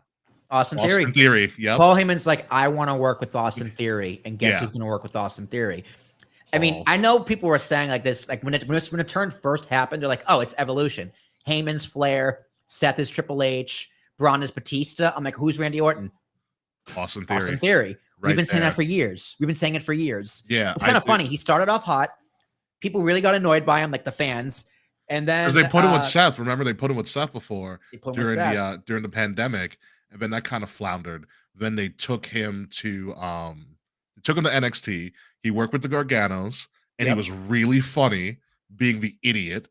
Like, he has range of being just a lovable idiot. And there was a lovable idiot with Vince McMahon. Yeah, and he's lovable idiot with Vince taking selfies, and then he came back, and then John Cena crushed him in one promo. That was it. I remember being so mad about that too. I was like, "What are you doing, John? This is not how you get somebody over." But that's John Cena for. So you're going with Seth and Breaker on this one officially? Yes. Okay, yeah, because we have a lot to do. Moving on to the final match that we know of on this card, it is a steel cage match in the feud that has not ended in almost 2 years. Damian Priest versus Drew McIntyre, because Drew McIntyre just doesn't know how to end feuds well at all. I don't want him to. His feuds are the greatest. He's so mad all the time. I really think this is a steel cage match. This could even start the show, to be honest with you, because it's a steel cage. You go steel cage the world title, which is pretty interesting. Booking. This could easily be just a back and forth booking, because Priest won at Mania. Priest lost at Mania, so I think Priest could win here. That's officially what I'm going with. I think Priest is winning the steel cage. That's safe. That's a safe bet. Yeah, because Drew and cages don't really end up well for him. Look what happened at the Hell in a Cell. Yes. Just think of McIntyre's last 3 feuds: Priest, Punk, and Seth. And they're all kind of the same feud, like the same motivation for Drew. You keep screwing me. And that's a good Drew, actually. And that's been his motivation for the past like 3 years. But you know what? It's incredible. It works. It's 3 for 3. And his matches are physical, no matter the size. His promos are intense, no matter who they're on. And he elevates everyone he's working with. This was like a nothing feud going into Mania, but Priest and Drew really, really made it work. Yeah, Drew got glass in his eye in the backstage angle. He had to wear the he had to wear the eye patch for a fucking week. It was great. Yeah, I mean, Drew won me over with promos when it was literally like the Monday after the Rumble 2 years ago, when he went up to Punk and Punk was injured. He's like, I prayed for this to happen. I was like, oh my God. I was like, we have a feud, folks. So, but Priest is a good bet. I'm gonna go with you, Priest. Yeah, I'm gonna go with Priest as well. Like they're high on Priest. He literally was just in New York because apparently the Bronx has their own like Walk of Fame or whatever. So he's like the Bronx Hall of Yeah, he Fame. got the Bronx Hall of Fame, which I So was like, oh, I wonder who's on that list. yeah, I kind of want to know actually. Let's give it a Google. He just got a good picture with Bad Bunny. Like, he's doing well for himself. And I'm also waiting for a day we get Bad Bunny versus Logan Paul. The Bronx. Oh, it's the Walk of Fame. Okay, the Bronx Walk of Fame. Mary yeah. Higgins. I don't know many. I don't know. I'm not big on Bronx history. Okay, no, past inductees. What do we got? I'll let you know when I find someone that I recognize. Okay, so we're moving on. So that's all we have for Saturday night's main event. Only 4 Bobby matches. Aaron. There's only 4 matches for Saturday night's main event, as we know so far. There'll probably be some sort of break in between. I don't know if Jesse the Body Ventura is going to show up. Apparently Tatanka's supposed to make an appearance because Tatanka, yay. So Colin Powell is on the Bronx Walk of Fame. That makes sense. He was former Secretary of State. Let's see who else we got. So as Will's looking through the Bronx Walk of Fame, we're gonna try to crown this. If you guys want to chime in on the chat, which someone has, like, oh, Fretz is here. Hey, Fretz. So we're gonna try to grade how this Saturday night's main event is going to be. It's not really a pay-per-view or a PLE. It is just a thing that's kind of there. Thank you for looking on and off. Yeah, and yes, Fretz, it is a cage match. But how well do you think these 4 matches so far are going to be? Is it going to be like 1 being the worst thing ever or 10 being the best thing ever? For me, I'm going to go, this is going to be a solid 7. 7.5. It's the bar. It's the bar for me. I'm not a huge fan of the Cena thing, but it's Saturday night's main event. Let's see how it is. I'll get over it. 7.5. And they've been entertaining thus far. The only question I have here that we didn't do is a little bonus question for us. I'm going to reveal the scores at some point towards the end of the show. Does R-Truth, quote unquote, bring out Little Jimmy? No Little Jimmy appearance. Nope. But we have Funkmaster Flex and Fat Joe are also on the Walk of Fame. Well, yes, obviously. I didn't know Funk was from the Bronx. Obviously, yes. A lot of rappers are going to be on here because. Yes, it is the birthplace. It is the birthplace of rap and hip hop. Is the Bronx, the South Jerry South Valley, Jake LaMotta. Jerry Valley or Cherry Valley? Jerry. Oh, Valley. Okay. Yeah, Jerry Valley, VALE. I was like, Cherry Valley's a sandwich shop, and they're in Whitestone. Cherry Valley is delicious, dude. Yes. Oh, Karis won, obviously. Of course. Fretz is going 8 crowns for the show. High praise. High praises, Fretz. Good Fretz loves his nostalgia, so I get it. I get it with that one. Let's move on to the second Michael of the feuds. Michael K's from the Bronx. I did not know that. No, he's on the Walk of Fame, probably for the Yankees. Oh yeah, because it's the Bronx, obviously. All right, Neil deGrasse Tyson. Of course, Neil deGrasse, my most favorite physicist ever. The only physicist I know, I think, that's still living. Yep. So anyway, folks, the next event that we have is going to be on Sunday, May 25th at the Desert Diamond Arena in Phoenix, Arizona. It's AEW's Double or Nothing, the last big major event for AEW because the Dynamite specials don't freaking count before All In Texas in July. So these things have a lot of implications. Like I was saying on the pre-show, which you guys were not privy to, I think. I've been watching the last month of AEW, and they're getting pretty good. They're getting consistent. The storylines are getting a little bit better. Oftentimes, as I've been talking to Mance is like, I tune into AEW, but for me, AEW is like, he had a great description of AEW. He goes, there's no music between the beats. Ooh. I was like, ooh. I was like, wow, that makes a lot of sense. That's very good. Yeah, I was like, that makes a hell lot of sense. But there's a little bit more music this time. So Double or Nothing is known for one big thing that we all kind of lost our mind over the first time it happened. Well, do you know what it is? No. It's anarchy in the arena. Oh God, again? Yes, but this time it's going to be a little different. So officially, we don't know all of the participants of Anarchy in the Arena as of Collision last Saturday. That's good. We got 5 days. But we do know the 2 essential captains of this. One of them is going to be Swerve, and the other one is going to be Jon Moxley via the Death Riders. So in the lore of AEW recently, Jon Moxley and the Death Riders, Mox has also kind of sought the help of the Young Bucks Marina Shafir is also part of the Deaf Riders as well because she's their female heavy. Essentially, she doesn't speak.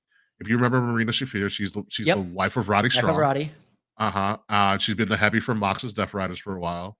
And everything like that. And then most recently during the cage match between Moxley and Samoa Joe, we had Mox get help from a New Japan Pro Wrestling star known as Gabe Kidd, who is a very dangerous man as he's been portrayed in New Japan Pro Wrestling. So Gabe Kidd has come over and kind of aligned himself with Mox. On Swerve's team, you have potentially, again, these aren't official yet, potentially Samoa Joe, Kenny Omega, who's obviously feuding with the Bucks as they have that little bit of a rift, Powerhouse Hobbs as well, and also a newly re-signed Willow Nightingale. So for the first time ever, Anarchy in the Arena more than likely will include women for the first time ever. Ooh, okay. Willow Nightingale and Marina Shafir on opposite sides of each other. That'll work because they fight all over the arena. So there's exactly. There needs something just pinned in the you got to be pinned in the ring. That's the thing. I don't remember. I know Anarchy in the Arena is just weird. There's a possibility that more people could be added. Cesaro, aka Claudio, might be added to he's with Mox's team. Okada might be added. There's going to be a lot. There could be a couple people. Like I think the biggest Anarchy in the Arena has ever been is like 7-on-7. Currently, it's going to be 5-on-5. Well, from what I've seen in storyline, hey, Ricky, it's a smaller arena now, so true. they got That's true. They got a little less. So 5-on-5, I think, makes the most sense. Yeah. So what we're going to try to predict here, because to explain all the storylines and how to interlock is going to take forever and a day. He's big. You know, the faces are with Swerve, the heels are with Mox. Yep.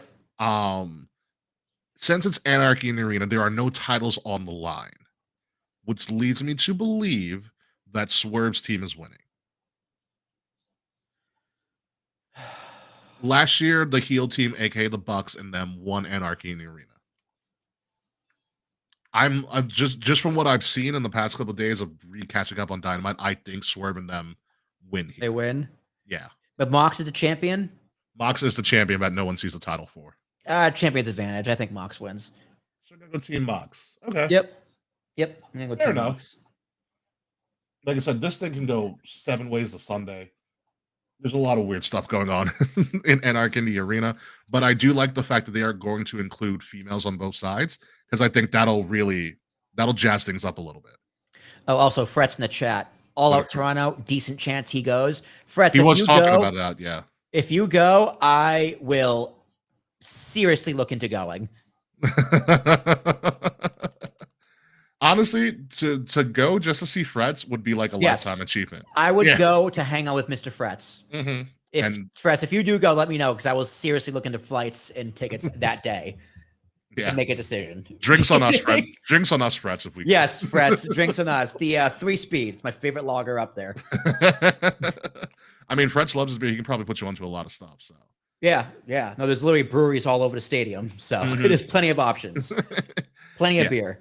Yeah, so Anarchy in the Arena is going to be a wild time. Who knows what's going to happen? It's probably going to be the main event because why not? Because this is pretty much the main storyline and a bunch of other storylines encompassing that as well. Also, going on with this, we have the finals of the Owen Hart Foundation tournament. Remember that tournament? No Martha Hart, hopefully. But the final is Will Ospreay versus Hangman Adam Page, who still looks just like a very scary racist. That's just how his character is portrayed. He looks like a GTA NPC. He does, which we still have to wait a year for. Yep, me longer because I'm on PC. Yeah, that sucks. Oh my god! So the winner of the Owen Hart tournament is guaranteed a championship match at All In because they finally found a way to tie it in. You don't get that you don't get the pink and black belt and just hold on to it for no reason. This guarantees you a championship match at All In for the world title. With that being said, and based on how these guys are being portrayed on AEW in the last month, it is clearly Will Ospreay that's winning this. Yeah. He has been their golden child ever since they signed him. They keep putting him in feuds. The crowd loves him. He's an Assassin's Creed cosplay in the making, and he's been talking a lot of trash about WWE. It's the perfect mix of this is our guy. Yeah, no, I completely agree. And look at him; he's fucking gorgeous. Look how good he is. He's a dashing feller. He's what, Australian? Yes. I forgot. I always look this up. It's Australia or Wales. I forget, and I don't want to screw it up because that's a very bad thing to do. Essex, England. Essex, yes, but he did spend some time in Australia. Fred says, depends on my buddy. He'd be coming to my place and driving us both. We can meet you at the arena. Is your buddy Slack? I hope it's Slack. No, I know. Slack. I mean, I would also kind of go for Slack just so I can curse him out in person for once. Yeah, I mean, I would think less, but I think less about going, but I would definitely think about it. It'd still be a consideration, but yeah. With his own hard final, this is going to be a fun final. They had a good Ospreay and Hangman had a good promo on Dynamite last week. But it's got to be Ospreay. What I keep remembering is that this is the lead in to All In, their biggest show of the year at Globe Life Stadium. You need the biggest star. And your champion's a heel. So you need your biggest heel and your biggest face. That's just wrestling 101. And honestly, I think Ospreay should be the one to take it off of Moxley and get the freaking title back on TV. And he can end the Death Riders for what it's worth. And Ospreay does play a good face. He's a very, very good face. So I think this works. He beats Hangman Page. He goes into a program with Moxley and the Death Riders, leads into All In, and comes in. It's a resounding finish. Yeah. With that also being said, the women's final is going to be Mercedes Moné versus Jamie Hayter. Finally, Jamie Hayter back for a full year with the orange hair and everything. Mercedes Moné lost the belt, Will, a couple weeks ago. She lost the New Japan Strong Championship to AZM, as we're going to call her in New Japan. So there's only 3 belts, Moné. The thing with this also, too, is that whoever wins this gets a title shot at All In, presumably against Toni Storm. As long as she beats Mina Shirakawa, which we're going to get into next. And again, with that being said, how much money did you invest in Mercedes? Yeah. Mercedes has had the TBS title for almost a year now straight. She's the person that everybody loves to hate. And you have Toni Storm. She has her fans, though. She does have her fans. She does have a dedicated group of fan base that will defend her to the death. Oh yeah, she was over like Rover when they went to Boston a couple of weeks ago. Yeah. So she's polarizing on both sides. So that's good. That's good. That's kind of what you want. It's kind of exactly what you want. And you have somebody who's probably their best made character in AEW history in Toni Storm. Easily. Period. Easily. Yeah. And like Toni in all of wrestling in the past, like maybe this century. When I was watching, I think earlier today, I was like, wow. I had this really interesting theories, like what if AEW and WWE finally were like, you know what, let's work together, and they did like a rumble where AEW stars showed up. Imagine the pop for timeless Toni Storm to show up at a rumble. It would be louder than Sasha's. And knowing WWE, if they were go the partnership route, they would do the black and white screen and everything for Toni. Yeah, they would do it right. Yeah, and I think that would be amazing. But we're not there yet. But I'm saying this right now. This is the first time AEW and WWE partnering up actually. For a rumble would be for beautiful. Anything. If WWE had matches on Open Door, I'd watch Open Door. Forbidden Door, you mean? Forbidden Door, whatever the fuck. Forbidden Door. I mean, they can do a Forbidden Door. They can do a Worlds Collide. Yeah. Honestly, that would save Forbidden Door. Like the last Forbidden Door is AEW and WWE. That would be a great pay-per-view too. Like I don't even care if it's I would buy that pay-per-view. Like you could put JD McDonough on the card. All right, I don't give a fuck. I'll watch. Let's go, JD. I mean, I was watching JD McDonough. I was like the other night. I was just like, yeah, he's just Dolph Ziggler without the charisma. So what would make that cool as well, when you think about doing like a Forbidden Door or a Worlds Collide between AEW and WWE, is also the idea of what do you do with Punk? Nothing.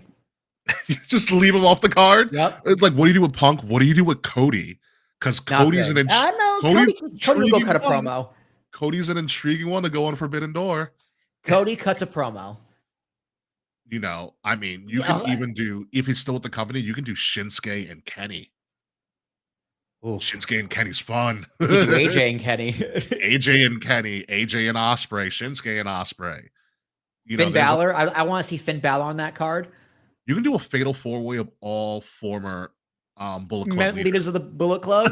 Yeah. So you got Hangman, AJ, Finn, and Kenny. Well, leaders. So you would have Finn, AJ, Kenny. I don't know who your fourth would be. Okada? No, Okada was never one because Bullet Club was always foreigners. Right. I think Could have been Gabe Kidd is Hangman the leader then. now. I think it was Hangman. Hangman was just part of the elite. He was never a leader. Oh, motherfucker. But it's good. But back to this. I think it's clearly that you're getting Mercedes versus Tony. Again, your biggest show is in America for the first time ever. You've got to do your most polarizing female with your most over female. And they're both the two biggest female champions in your company. I think the writing's on the wall there. It is possible Mercedes drops a TBS title before this, which is fine, if she's going for the big title. And all in. Like, I think Hayter's a good potential, but I would rather see Tony versus Mercedes than Tony versus Hayter. Oh, Jay White was a leader. Okay, yeah. There you go. There it is. That's your fatal 4-way. But with this, I'm going with Mercedes because, again, they're polarizing, they're opposites, and they've never really interacted on TV. Mercedes has clearly been in kind of a mid-card with that, and Tony's kind of been up there. Oh my God, Carl Anderson was a leader? At one point, yes. Yeah, okay, yeah, there it is. One. Okay, I got them all. So yeah, who do you got for this? I'm gonna go Jamie. Gonna go Hayter? Yeah, I'm gonna go Hater. I'll drink the Haterade. It's possible she's a lovable babyface, but you don't need lovable with Tony. You need somebody who's going to be a real bitch like Mercedes can be. And I think that's great TV. But again, this is also AEW. I usually don't book like AEW, so this could be totally up in the air. We'll see where this goes. I'm not gonna lie, I kind of want Bailey in AEW. She's not going to go. Oh, she's not going to go. I would love Mercedes versus Bailey if they did a Forbidden Door. That would be fun. Oh my God. Loser has to come back.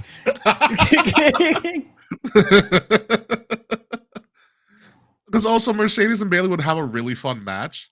Or no, okay, do you do loser has to go back or winner has to leave? Ooh. Ooh, that's interesting. That's a tough question. How would I book that? Loser needs to change brand, or winner has to leave. Winner gets to leave. Winner gets to leave. Oh man, it's be interesting. But yeah, so we're gonna go. I'm going Mercedes. Will's going Hater. We'll see how that turns out. This is turning up to be a pretty interesting PLE, at least these first couple of matches. Next, we have on here obviously the Women's World Championship, where we have timeless Toni Storm. God, she looks so good. Versus Mina Shirakawa, who is now officially full-time AEW. She's done with all of her Japan work. The AEW World Championship is on the line. I think this is easily going to be Toni. Again, if you're booking the smartly AEW, your most over superstar needs to go into All In as the champion. Because that's going to sell. Clearly. Yeah. And Toni has been doing what's known as eliminator matches, which I just figured out the concept of eliminator matches, which essentially is that if a champion beats you in a quote eliminator match, then you don't get a title shot anytime soon. However, the way this came to be is that Toni has been doing eliminator matches for like the last month, and Mina Shirakawa pinned her in a fatal 4-way eliminator match. So now she gets to challenge Toni for the title at Double or Nothing. Oh, so it's like a number one contenders match, non-title match, but the opposite. If you lose, you don't get it for a while. Yeah, you're out of contention. That's a good idea. You're eliminated from contention, essentially. It makes non-title matches actually mean something. And Toni's been doing a bunch of she's done singles and she's done fatal 4-ways. So there's been actually a really, really, really smart tweak. There's been a lot of talent that has been going through to make in wrestling. Like if you go like, hey, what's the difference between AEW and WWE? That's a good one. But you know what makes us good as well? Because since AEW pretty much has an open door policy with other talent from other companies, other people have been showing up to try to challenge Toni. So it makes Toni's title worth more if she keeps winning. Exactly. So logically, it makes no sense. There's no one left for me to beat. Exactly. Yeah. And then just fucking someone new comes out. And it's exactly. Like, oh my God. Oh my God, who is it? Yeah, no, it's actually a really, really good idea by AEW. Speaking of which, if we go back to Hangman and freaking and Will Ospreay. So Hangman had an opening Owen Hart tournament match against a random person. Like and you know who the random debut person was? I hope it was Santino. No, it's actually somebody better. Someone I believe you should know. Do you know the walking weapon, Josh Alexander? Oh my God, yeah. Yeah, he's full-time AEW now. Good for him. Yeah, I'm very happy for him. I hear a lot of good things about Josh Alexander. I know people that know him. So there's that as well. So no, it does work out in Tony Storm's favor, but I think Tony's winning this. I think this Yes. Yeah, easy peasy. easy peasy. Tony's winning this. Her promos are so ridiculous. And it's great. Like she really found her character. Yeah, they're amazing. And I'm really happy for her. That she found a person. And now here's one that's gonna need some explaining for you, Will. The Hurt Syndicate, who are what? The Sons of Texas. What the let me please. Okay. I will try my best. Try. I will try my best. Okay. The Hurt Syndicate, who are the AEW Tag Team Champions, are going up against the Sons of Texas, who are Dustin Rhodes and Sammy Guevara. Oh, and there are. Oh, wait. Is just Dustin ROH Tag Team Champions? No, so Dustin is the ROH Tag Team Champion with Sammy Guevara, and is also the ROH 6-man Tag Champion with somebody else. Two other people. Two other people, maybe. Sorry, not to crown it. So yeah, so they're putting their the Hurt Syndicate is putting their tag team champions on the line against the Sons of Texas, because they came out and said pretty much MVP is like, hey, we're a Hurt Syndicate, we hurt people, we've been hurting everybody, and they never come back. We need somebody who's going to be a real challenge, and that's what the Hurt Syndicate's kind of been doing this last month. It's just beating all the tag teams. The other thing that the Hurt Syndicate is doing as well is this is going to be so weird.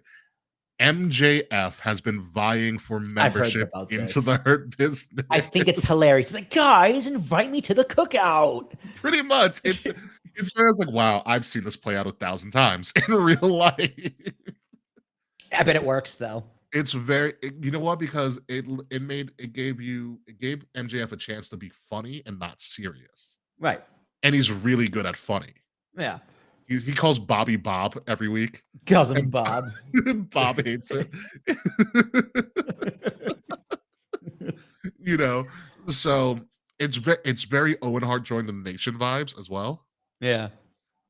So in the last month, MJF has tried everything to get them to get the Hurt Syndicate to have them join the group, because according to the lore of the Hurt Syndicate, they have to all be in agreement. It has to be unanimous. Right. And love it.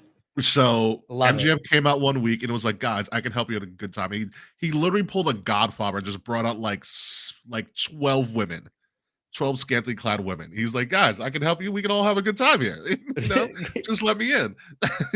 He gave him one of his Rolex watches to Shelton Benjamin.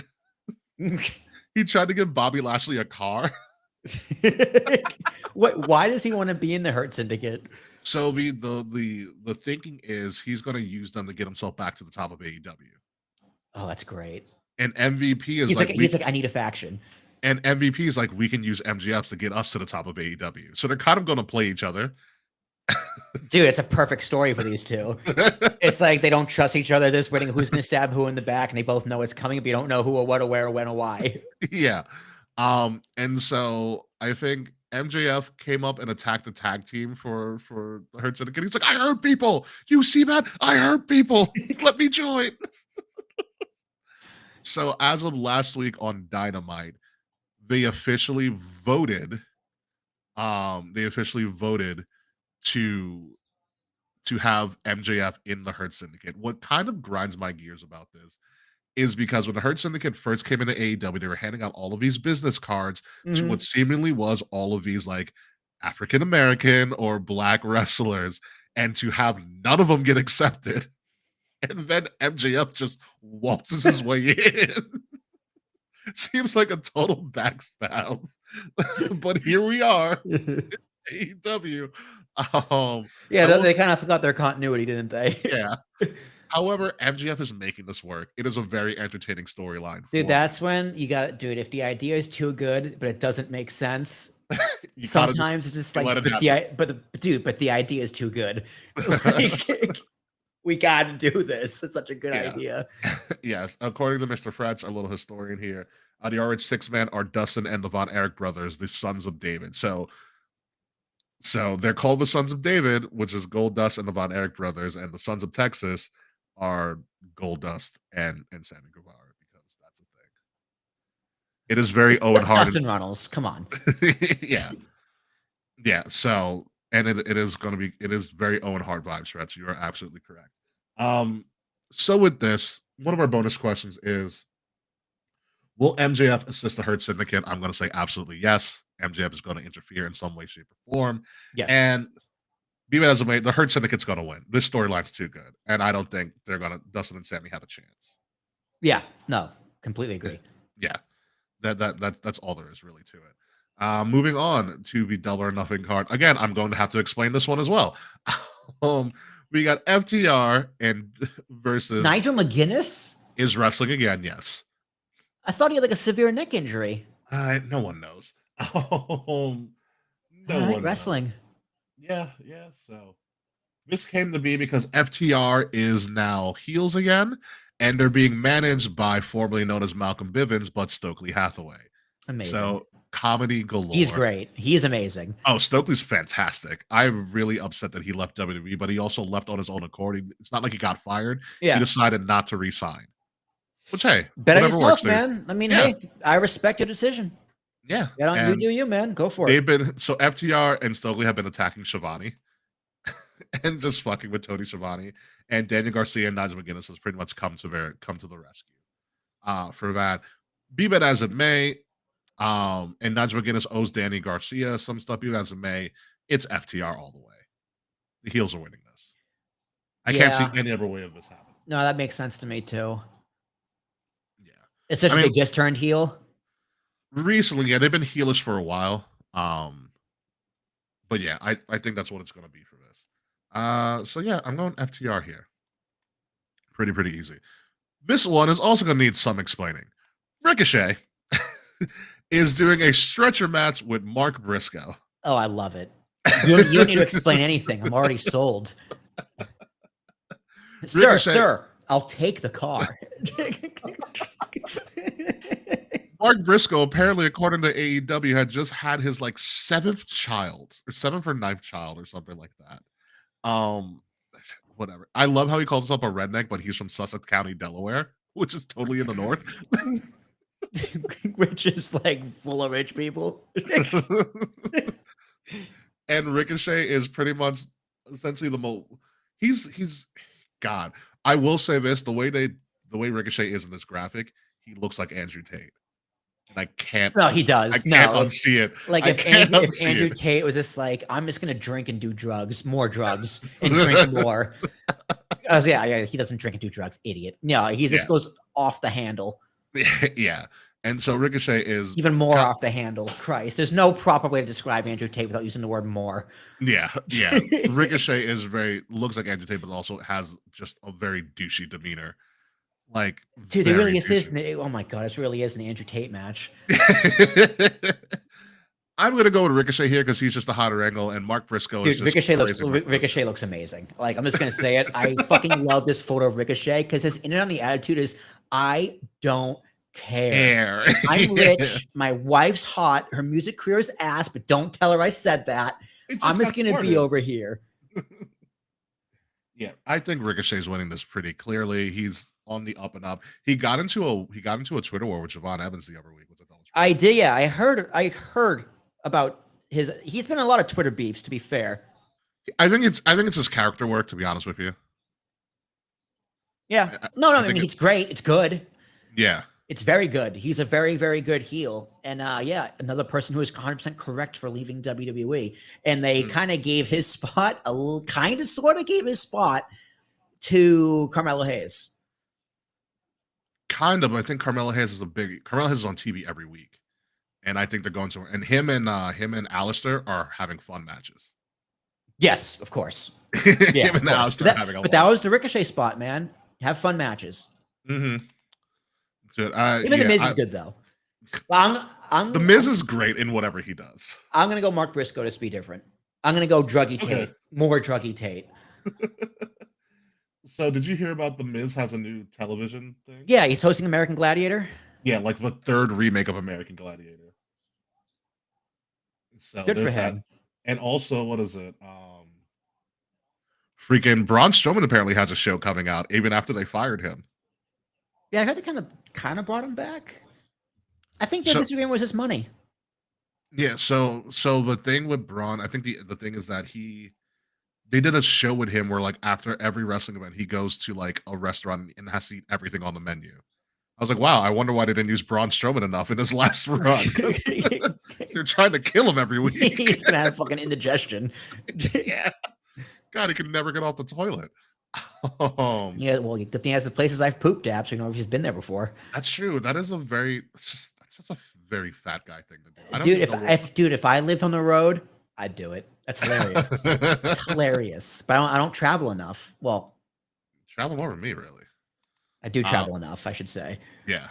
With that being said, that is the end of the card that we know of so far for Double or Nothing. There's a very high chance that AEW adds 12 more matches because that's what AEW does for this. And also some of our bonus questions for AEW as well. Some of the classic ones. Number one, will there be a surprise debut?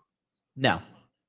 No surprise debut. There's a lot of people that are coming up on that 90 days. I wouldn't be surprised if Corbin shows up. Baron Corbin? Mm-hmm. That'd be cool. I know he's been working the indies. Bishop Dwyer, as he calls himself. You said yes to MJF helping the Hurt Syndicate, I believe. Yes. Yeah. Javon did call Tony a crackhead. That is correct, Mr. Fretz. And so, and the last one, a classic AEW question that I always use is, how many matches will include blood, plus or minus 2? So I'm being very generous. I went with 3. 3's a good number. Yeah. I'm gonna go with 2. Ooh, cutting it close. I think it's possible none of them do. Fair. I think Anarchy in the Arena is gonna guarantee you blood. Fuck, you're right. I'm gonna go 3 as well. Wait. Do you want to do matches or competitors? I did matches. I didn't do competitors. Competitors would have been great. Since it's Anarchy in the Arena, I mean, we can still message Kay and be like, "Hey, change matches to competitors." Yeah, I can change the competitors. Change the competitors. I can change the competitors. If Anarchy in the Arena is 5-on-5, yeah, man. With that being said, I'm still and there's a lot of tag matches. I'm still gonna go 4 plus or minus 2. I feel like that's low, but I want to play it safe a little here. Plus or minus 2. So I can go as low as 2 as high as 6. So you're gonna go 2 to 6. Yeah. Oh man. Fretz is going 5. It's a hard one. I'm gonna go 3. I'm gonna take the under. You're gonna take the under. Take the under. Take the under. All else spells take the under. Now we got 1 to 5. 1 to 5. Yeah. So for me here, to grade this, I actually kind of have there's enough decent storylines in this PLE that I think this could really work out really, really well. So I'm actually gonna go 8 here for them. Dude, if this is the full card, it's a 9. Easy. Like if this really is but they're probably gonna add more. They're gonna add like 2 or 3 more matches. I mean, but if they don't add matches, add it's a great card. It's a good add card. beats. Like what? Who said that to you? It's music but no beat. Oh yeah, no, there's no music between the beats. That's what between Matt the said. beats. So you need to add some music. Don't add matches. Add music. Music, yeah. So like WWE does a very, very good job on their big PLE specifically of just giving you a chance to go. Like breathe in between matches, whether it's just talking segments, small video packages, or I guess the backstage segment, or fucking announcing the audience number. Yeah, it's a flex, but it's also a come down match before it's a come down session before the main event. Exactly. It is good. So you're going to call this a 9 right now? Yeah, 9. Going big here. Yeah, I might actually watch it. Believe that. Going real big here. All right. Now we're on to the final final show that we're doing. It's WWE Battleground because they don't like to brand their PLEs NXT anymore. It's all under the WWE brand, which is actually smart. Very, very smart. No, NXT isn't like a spin-off company. It's not a it's a brand, but it's not its own brand. So yeah, WWE Battleground brand under the WWE umbrella. Exactly. So it's a WWE doesn't make PLE. you more money. Doesn't make you more money calling it NXT. NXT. Yeah, it's a the logic is it's a WWE show with NXT talent. Right.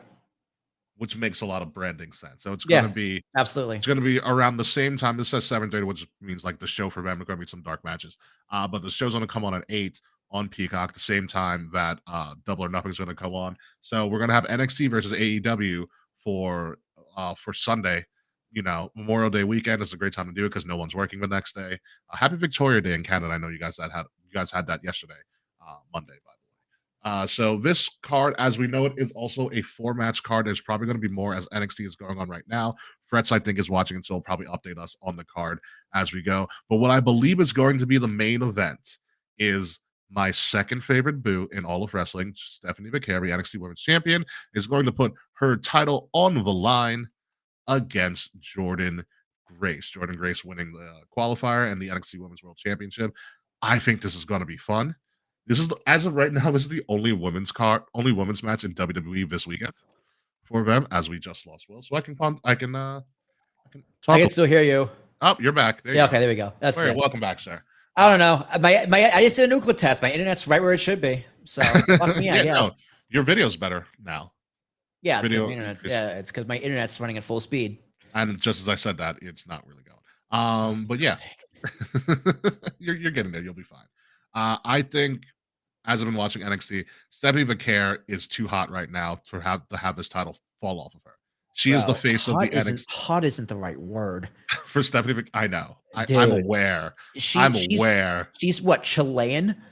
She's Chilean, yes. I would not have guessed when I first saw her, but when she said it, I was like, yeah, please. Yeah, yeah, you are. You better be. Yeah, she just got released in the she's one of the new DLCs in WWE 2K25. She's part of the first wave of people. I got my new wrestling crush. It's okay.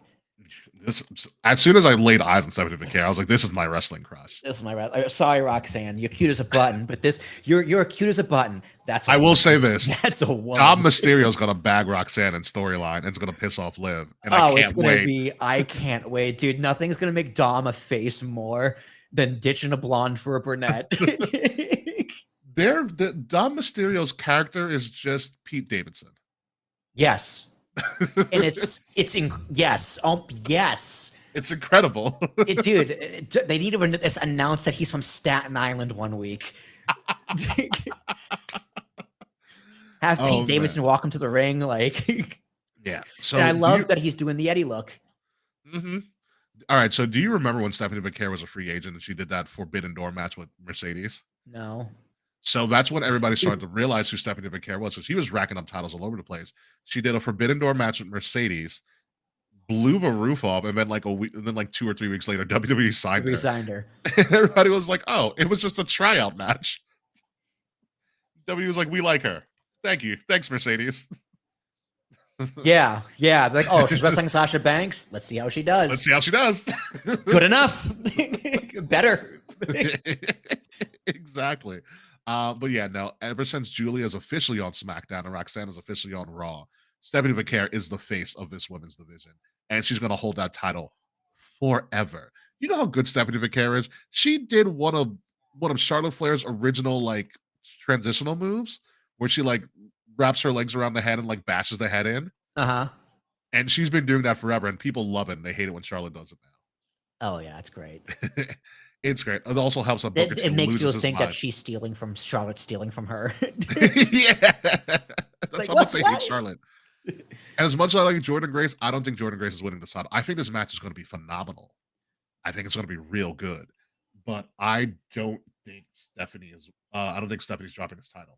I mean, if she's the topic, but she showed up on Raw, no, or after Mania? She showed up on Raw after Mania with champion versus champion, EO versus Stephanie. Right. So it was only that was a one-off thing. It was a one-off, yeah. Okay, so yeah, she's got another year down in NXT then. because they rushed Julia up in a year. She's gonna be interesting on SmackDown. The NXT women's division is so stacked, and these women coming up are gonna be so good. Yeah, I mean, look what they did. I mean, they slowly moved Roxanne up, but Roxanne, every time she was on a main roster show, she was doing phenomenal. I hope they don't fumble her. Her character, her wrestling's fine. Yeah. And her presence is fine. It's just booking. How are they going to book her? My concern for her is booking. You know what's crazy? Roxanne is only 23. Right. So that's also fine too. She's she's the youngest person on the roster. You know who else was 23 when she got called up? Sasha Banks. Sasha. Yeah. Yep. So if that's anything, it's a good omen for Roxanne. Yeah, she's got time. So time's on her side. So she's got a lot of time on her side. She can do a lot of stuff with it. And she's already in a triple threat with freaking, and she qualified for Money in the Bank. Her and Bliss are qualified. Throwing her with Dom is going to be hilarious. And I love Raquel's reaction. Yes. She's like, I know you. I know your type. No. You get away. They've started cursing each other out in Spanish on Twitter. It's great. I fucking love it. God, give me more of that. Yeah. So you're going Stephanie officially? Yeah. No, Stephanie. She's my new wrestling crush. I have to. She's been my wrestling crush for over a year now. So this is going to come out of left field. This babyface looking chap right here next to the King Obafemi is Miles Bourne. Okay. Miles Bourne, let me explain. Miles Bourne won a battle royal to be the #1 contender for the NXT World Title to face Obafemi. This battle royal included people from different companies, including Hello, My Name is Elijah. Because yes, Elias returned under his TNA name Elijah. Oh, Elias. Guitar and he was amazing. He was literally the surprise entrant for the battle royal. So everybody's in the ring when the lights went out, and then you heard the guitar strum, and the place went nuts. Love it. Yeah, he's like, "Who's ready to walk with Elijah?" And you can see on his face, he was so happy. He's like, I love this gimmick. Dude, it's a great gimmick. Him with the guitar being a face or a heel, no matter what, it works. It works out. So Miles But Bourne, who the fuck is this guy? It looks like he vacations on Martha's Vineyard. This fucking guy. If you ever see him wrestle, he has the body complex of a young Randy Orton. Okay. He kind of wrestles like Randy. He kind of has a little bit of a lisp/speech impediment, but that's also because he is legally like hard of hearing. So he does have a little bit of a hearing disability, which he used in his promo where he goes like, "Oh wow, that's really cool." I think he has a good story. I just don't think he has a shot against Oba. Oba's going to destroy this kid. No, it's like this is his Make-A-Wish. Almost. I am going to break your heart a little bit. It is rumored via photos that he actually is the one that is dating Stephanie Vaquer right now. Obafemi? No. Oh. Miles Bourne. Girl. You're making a mistake. This guy's almost good looking. We already said it's not about looks. In this case, it is. God. Oh man. I mean, when you're like legally deaf, looks will help. Looks will go hard of a long hearing. way. He can still hear. He can still cut a good. Right. No, like legally deaf people can still hear. There's different classification. Be it as it may, Oba's winning. Yes. You don't take this off of Oba, not for the summer. Yes. Yeah, I can't wait till they bring up Oba though. I will tell you. He looks like fucking what's the German guy's name? Imperium. Gunther?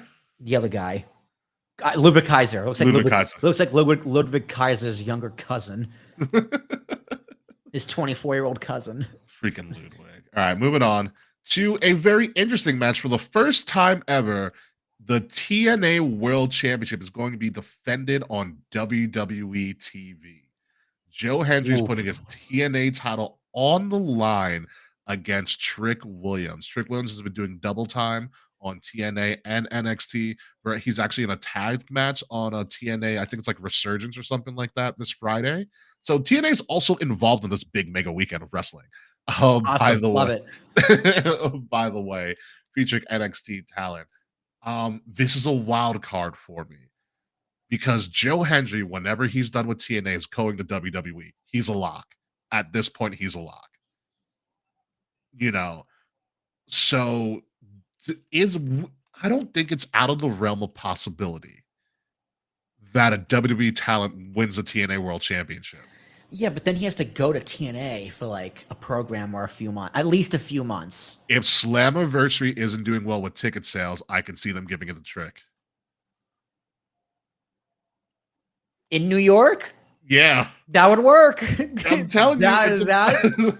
That would work. And then he wins it back. And he wins it back, yeah. And the WWE fans who are going there to see that match, for a trick. Yeah, they're gonna go for Trick and then fall in love again. They're also gonna go for Joe Hendry and then fall in love with Joe Hendry even more. Yeah, that's a really good idea, actually. Because like think of it this way: if Slammiversary is in like 2 months at this point, if they're looking at the numbers as of like this week, and they're like, we're not doing well, I can clearly see them calling WWE like, hey, we're not doing ticket sales good enough for this. What can we do to boost this? Yep. And they'll be like, put it on one of our stars and watch what happens. Yep. And it's just like, but the TNA's gotta go. Trick Williams? Yeah. Yes. Perfect. Yeah. Like that's a lot of faith and confidence in both companies in Trick Williams. If that actually is the case. If that is the case. With that being said, I don't know if we're gonna pull that trigger. I'm playing it safe and going with Joe Hendry. I think it'll be close. I think it'll be real close. I think that's something you do down the line. This is the first time a TNA title is being defended on WWE property, product, whatever. WWE proper, but yes, in WWE proper. You have to put over TNA. Like you have to. Yeah. Because that's not a good part of the deal. That's what AEW would do, right? Yeah, that's what they did do. Remember when Kenny Omega had like all of her titles? Yeah, like you need to put over the company you want to put over. Mm-hmm. So, which actually goes to one of your old sayings when we were talking about AEW. You're like, when you're booking a show, think about WWE is what AEW should do, but they don't. Yes. Like WWE looks at AEW and says, "Oh, we'll do the opposite," and that's what happened. So if you're looking at it in that perspective, yeah, you would keep it on Joe Hendry. Yep. So that's what I would love to see that angle and that storyline. Just maybe a year from now, like next year's Slammiversary or whatever, with someone else. But we're gonna really start following TNA leading up to Slammiversary because they picked UBS for a reason. It's a pretty big arena. I know you've never been there, Will. It's a really fun arena. I'm excited to go because they had what, Long Island Railroad there. Long Island Railroad. Yep. Perfect. You'll be going from one way. I'll be coming in from the upper way. We'll meet at the train station. And you can walk from a train station to the arena, so it's not that bad. Yeah. But yeah, it's going to be interesting because I feel like there's going to be a heavy WWE influence at Slammiversary because it's Slammiversary. This could be the time Styles does a run. Yep. It's very easy to just have Styles do a run. God, I wonder if AJ wants to go back. Like, genuinely wants to go back to TNA. I mean, you're guaranteed to get the Hardys for a run there. I mean, Dixie Carter's not there, so probably. We might actually see our friend AJ Francis wrestle. Oh boy, your friend. I didn't talk to the man. I didn't know what to say to him. I'm like, I have nothing to relate to you with. I didn't play college football. They did. I can't add to this conversation. I'm just going to read your contract, your termination letter. There's a way more interesting. So yeah, strong possibility. We're gonna be. I'm excited for Slammiversary and like TNA. Indy Hartwell just showed up on TNA. Good for her. That's a good spot for her. It's a good spot for her. Don't be surprised if other ex WWE talent shows up on TNA. It's gonna be TNA's in a really good position. God, W's like, we didn't release you, we demoted you without telling you. Yeah, TNA is one good TV deal away from battling with AEW for that number 2 spot. Dude, it's one TV deal away. God, Triple H just pulls Shawn into a meeting and goes, I got an idea. I need 5 years. But this is our Vince moment. All right. Like, this is our chance to crush our competition. Yeah. We're just gonna build a brand. We're gonna beat them with fucking TNA. And Shawn's just like, I love it. Yeah. I mean, there's also the possibility that NXT Europe is coming back sooner rather than later as well. So Yeah, no, also that's smart. That whole scandal unfortunately buried that organization. So you got to take a few years, clean it up, and get back, and then try again. Because Yeah. Triple H wanted to make the whole wrestling right. Because he's gonna want like He NXT wants India, NXT sites all Asia, over. whatever. I think he's gonna do Asia. Asia, yeah, Mexico, I think was one of them as well. For him. So it is going to be an interesting time as Will freezes. He'll be back very, very soon. But I think we're both going with Joe Hendry here. Moving on to the final match that we are picking for this event. As we know, like I said, NXT will probably add maybe one more match. There's 4 matches right now, or they may not. Who knows? It's going to be an added segment. Here comes Will back again. Yeah, I'm popping in and out. I'm here. You're fine. You're still here. You can still hear me. 3-0 Yankees. Very good. Very good. Tony D, who was betrayed by his right hand man Stacks at the last NXT PLE, they're going to battle each other. This has been a very intriguing storyline. So there's a hole within the family. So Channing Stacks Lorenzo versus Will's ex favorite NXT person, Tony D, in a match. No stakes on the line, just pride and why did Stacks betray Tony D? I think someone might turn on Tony D. Or someone may not. That's the one bonus question. Does somebody turn on Tony D that's still in the family? Huge potential for that to happen. With that being said, if we're trying to make Stacks an actual player outside of his thing, I think Stacks beats Tony D in this. Interesting. Yeah, I think, listen, Tony D has been around NXT for a very long time, and it is either with Tony D, he's got to either like shit or get off the pot. He's got to so if this is the way to bring Tony D out, or maybe even do a character change, because like Tony D's character as like this mafioso boss is very, very character Vince McMahon. It's a very and I don't know how much of a lifespan that'll have on the main roster without a lot of help. So like, what do you do with Tony after the whole family thing is done? Like, how does he progress? So I think you have to. Yeah, that's the problem. I think with the super gimmick like that, it can only go so far. Yeah, and I'm worried for him. Do you think they repackage him and call him up? Potentially, it could happen because you can't repackage him to the NXT audience because they know him as Tony D. But the main event main roster doesn't necessarily know him at all.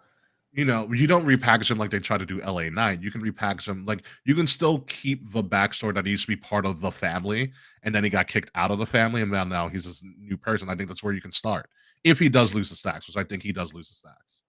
I'm gonna say he beats Stacks. That's also a possibility as well. Dude, I don't like this Stacks character. He has like a 12-year-old's haircut on a 40-year-old man's face. Yeah, he's like a one on the side.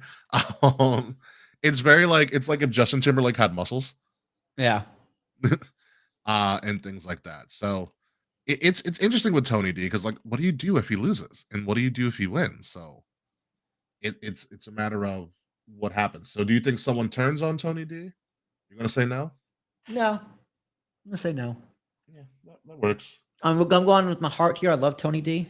You do love my fellow Italian. Hey, I'm sure. FBI. I'm sure. I'm sure you do. So that is the final event that we're doing. We're going to crown NXT Battleground. This is the one I'm going to watch, as I have Peacock, and I'll probably watch Double or Nothing the next day or something like that. Although I am probably more excited for Double or Nothing than I am for Battleground as a whole. With that being said, NXT barely fails to impress in any way, shape, or form. And so I'm gonna go 8. I think Battleground and Double or Nothing are going to be on the same level. I expect Double or Nothing to outshine them because it's just going to be a bigger event. But NXT is always going to be quality for me, no matter who's in charge, for the most part. So that's just how you are in NXT. Yeah, it sounds like a strong card. Yeah. NXT is something I want to watch.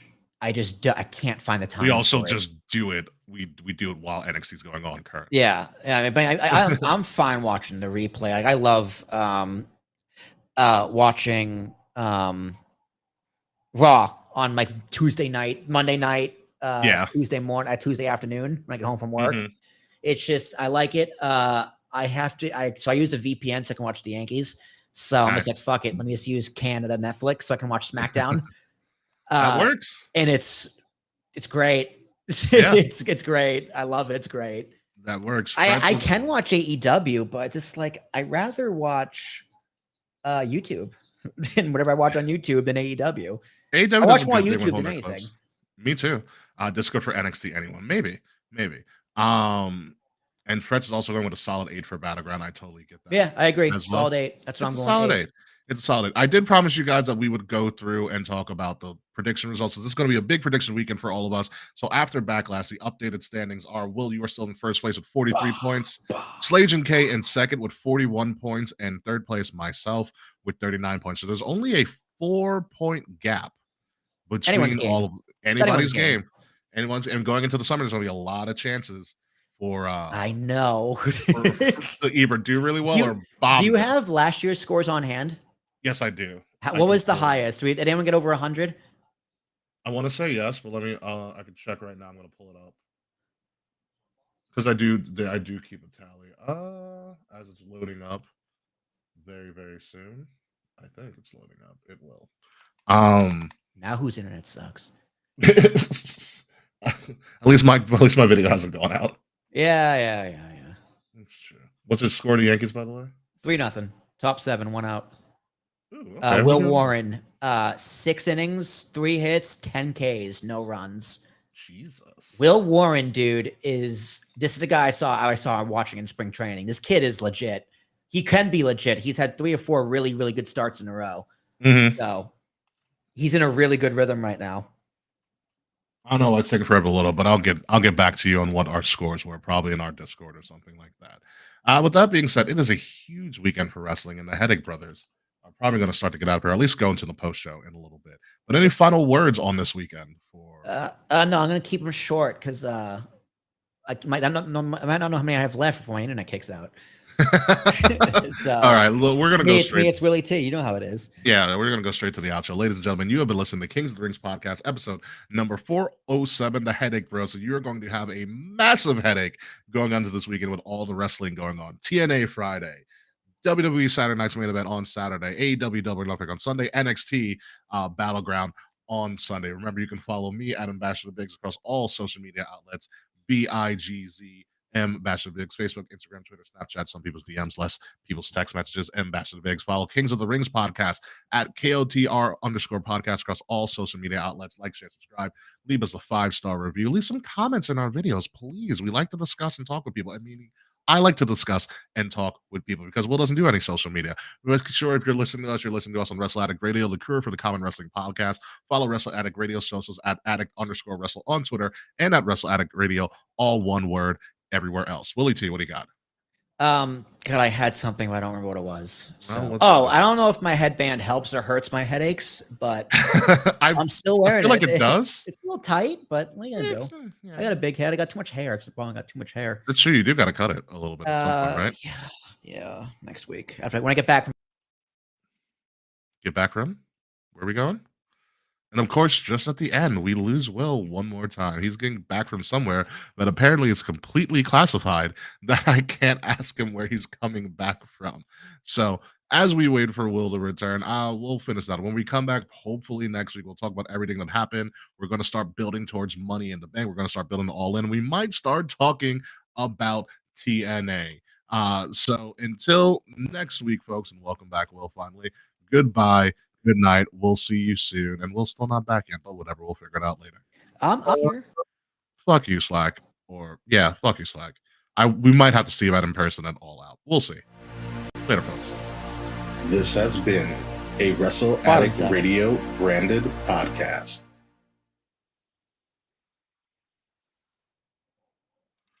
And we're back. Post show. I told you I had limited words left. What's up? I told you I had limited words left. Yeah, I mean, yeah, you got me. You were absolutely correct there. Money for the Yes, money Marks is for the mark. coming up. It's gonna be coming up. It's gonna be a little early this year, but yeah, money for the marks is gonna be a thing. I can't wait. My favorite show of the year. Yes. The most unpredictable show of the year, to be honest with you. Yeah, Money in the Bank is my favorite review. I mean, WrestleMania doesn't count. Review WrestleMania is an experience. If your PLE is Money in the Bank. Money in the Bank is so much fun. So much fucking fun. Rumble's better, but I prefer Money in the Bank. I would do a Rumble all the time. The Rumble was so much fun. The Rumble was a lot of fun. Rumble was great. It's also because we went to the first women's Rumble, and that was really exciting. It was really cool. It was really cool. Next Rumble's in Saudi Arabia. Oh yeah. Oh yeah. Which ones? Oh no, Indianapolis just happened. So that's not Indianapolis just had the Rumble, so they're guaranteed a Mania and a SummerSlam as well. And then next year SummerSlam is in we don't know yet. Not Minneapolis. Oh yes, Minneapolis. So Indianapolis is probably gonna get Mania in like 2027. Yeah. Yeah, we get the first number 2 next. What, Mania? New Orleans. Oh, that's right. It's in NOLA. Yeah. Fuck. God damn it. Yeah.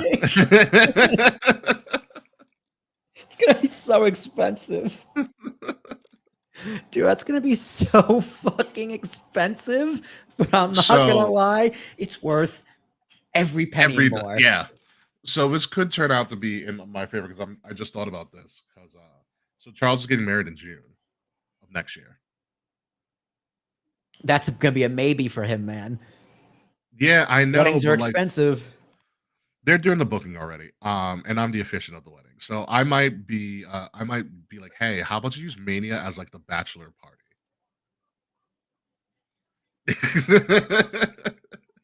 I mean, I've thought about it. Because listen, he can do a joint bachelor and bachelorette party where like his fiance and her friends don't have to do wrestling. Yeah, they do New Orleans. We do wrestling. WrestleMania. Yeah, we meet up later on. Meet up on Bourbon Street afterwards. I mean, in that case, that would entice me to go even more, just to Mania in general.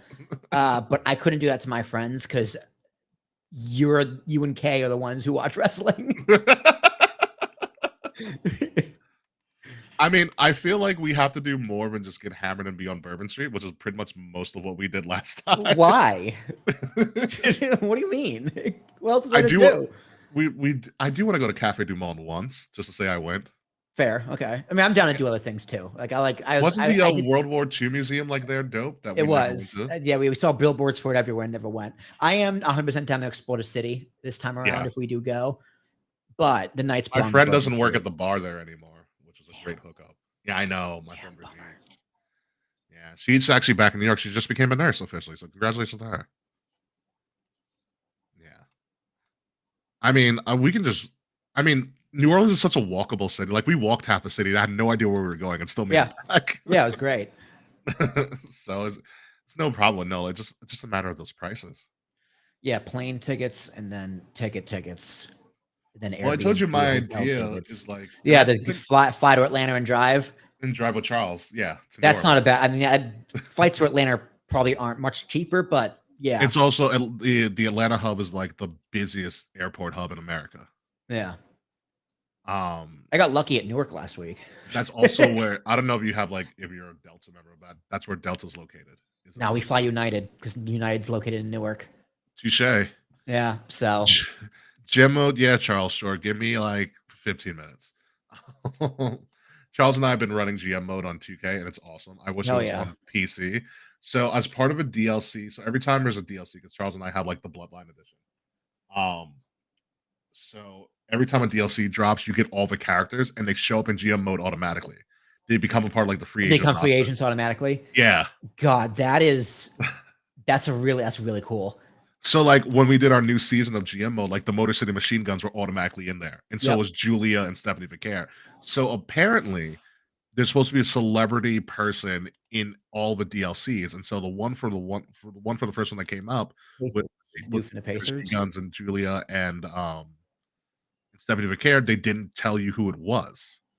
But what we found out was fucking they put the Prime bottle mascot as the DLC for the first celebrity person.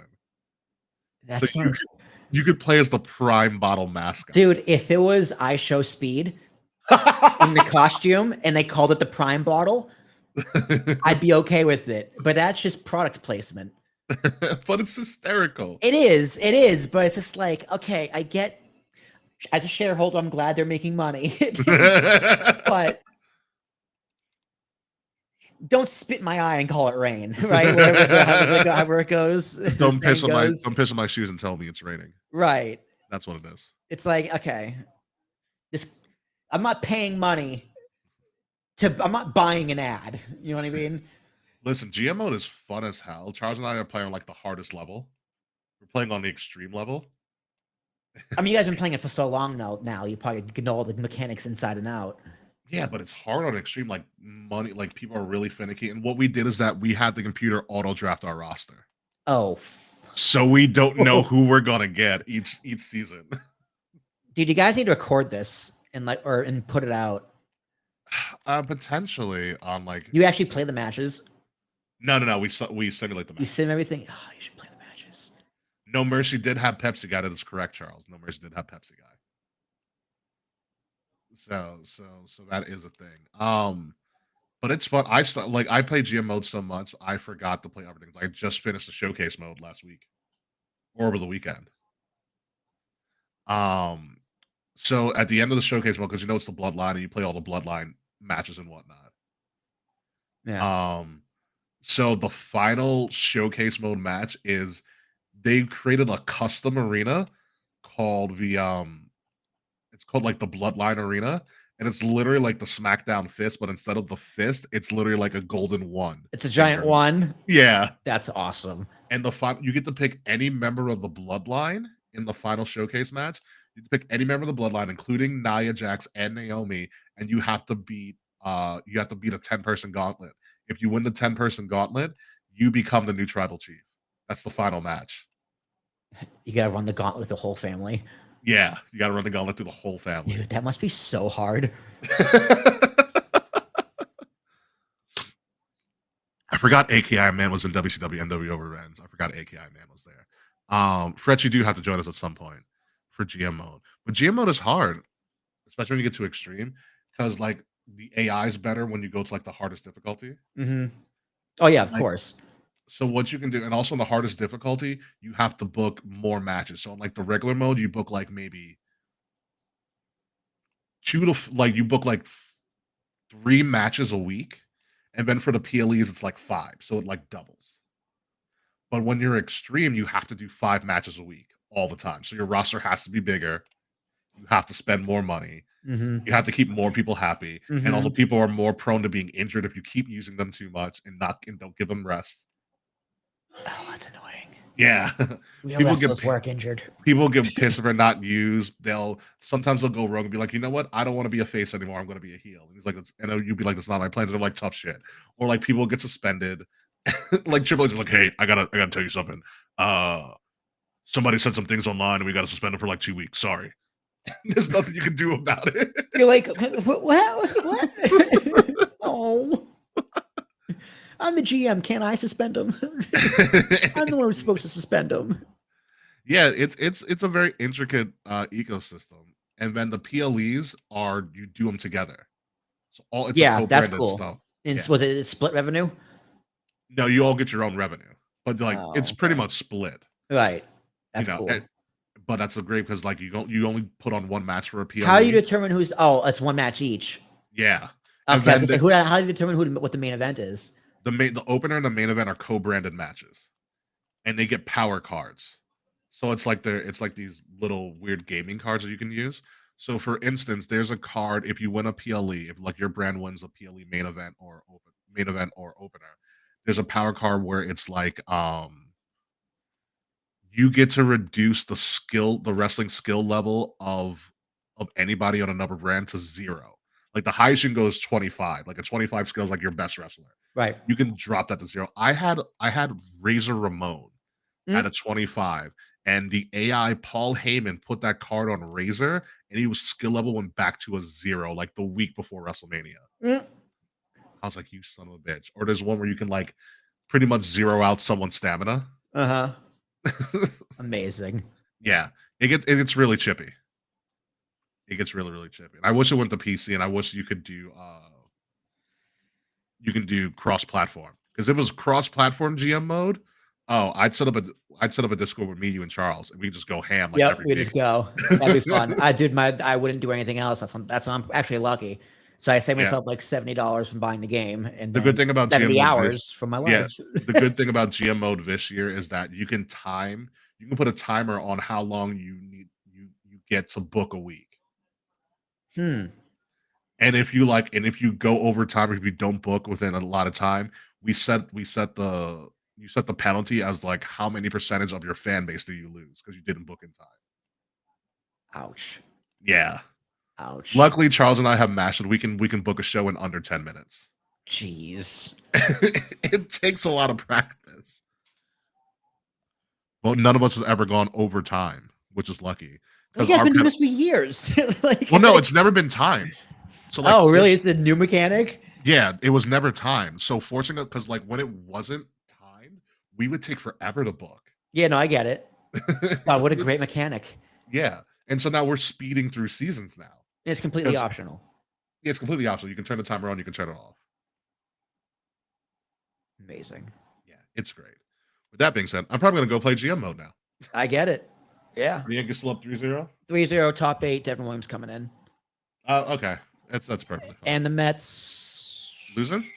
Lost, I believe. They got final. Beat the Mets. Yeah, they final. They lost to the Red Sox 2-0. Everybody beat the Mets. At the end of the day, they're still the Mets. At the end of the day, they're still the Mets. That was the perfect thing to see when I got off the phone with Kay that night. Yep. I texted all my Yankee friends that. All of them. At the end of the day, they're still the Mets. Playing everything to a T. All right, folks, we're going to get out of here. We will see you guys sometime soon. Yeah. Later. Sometime soon. Peace.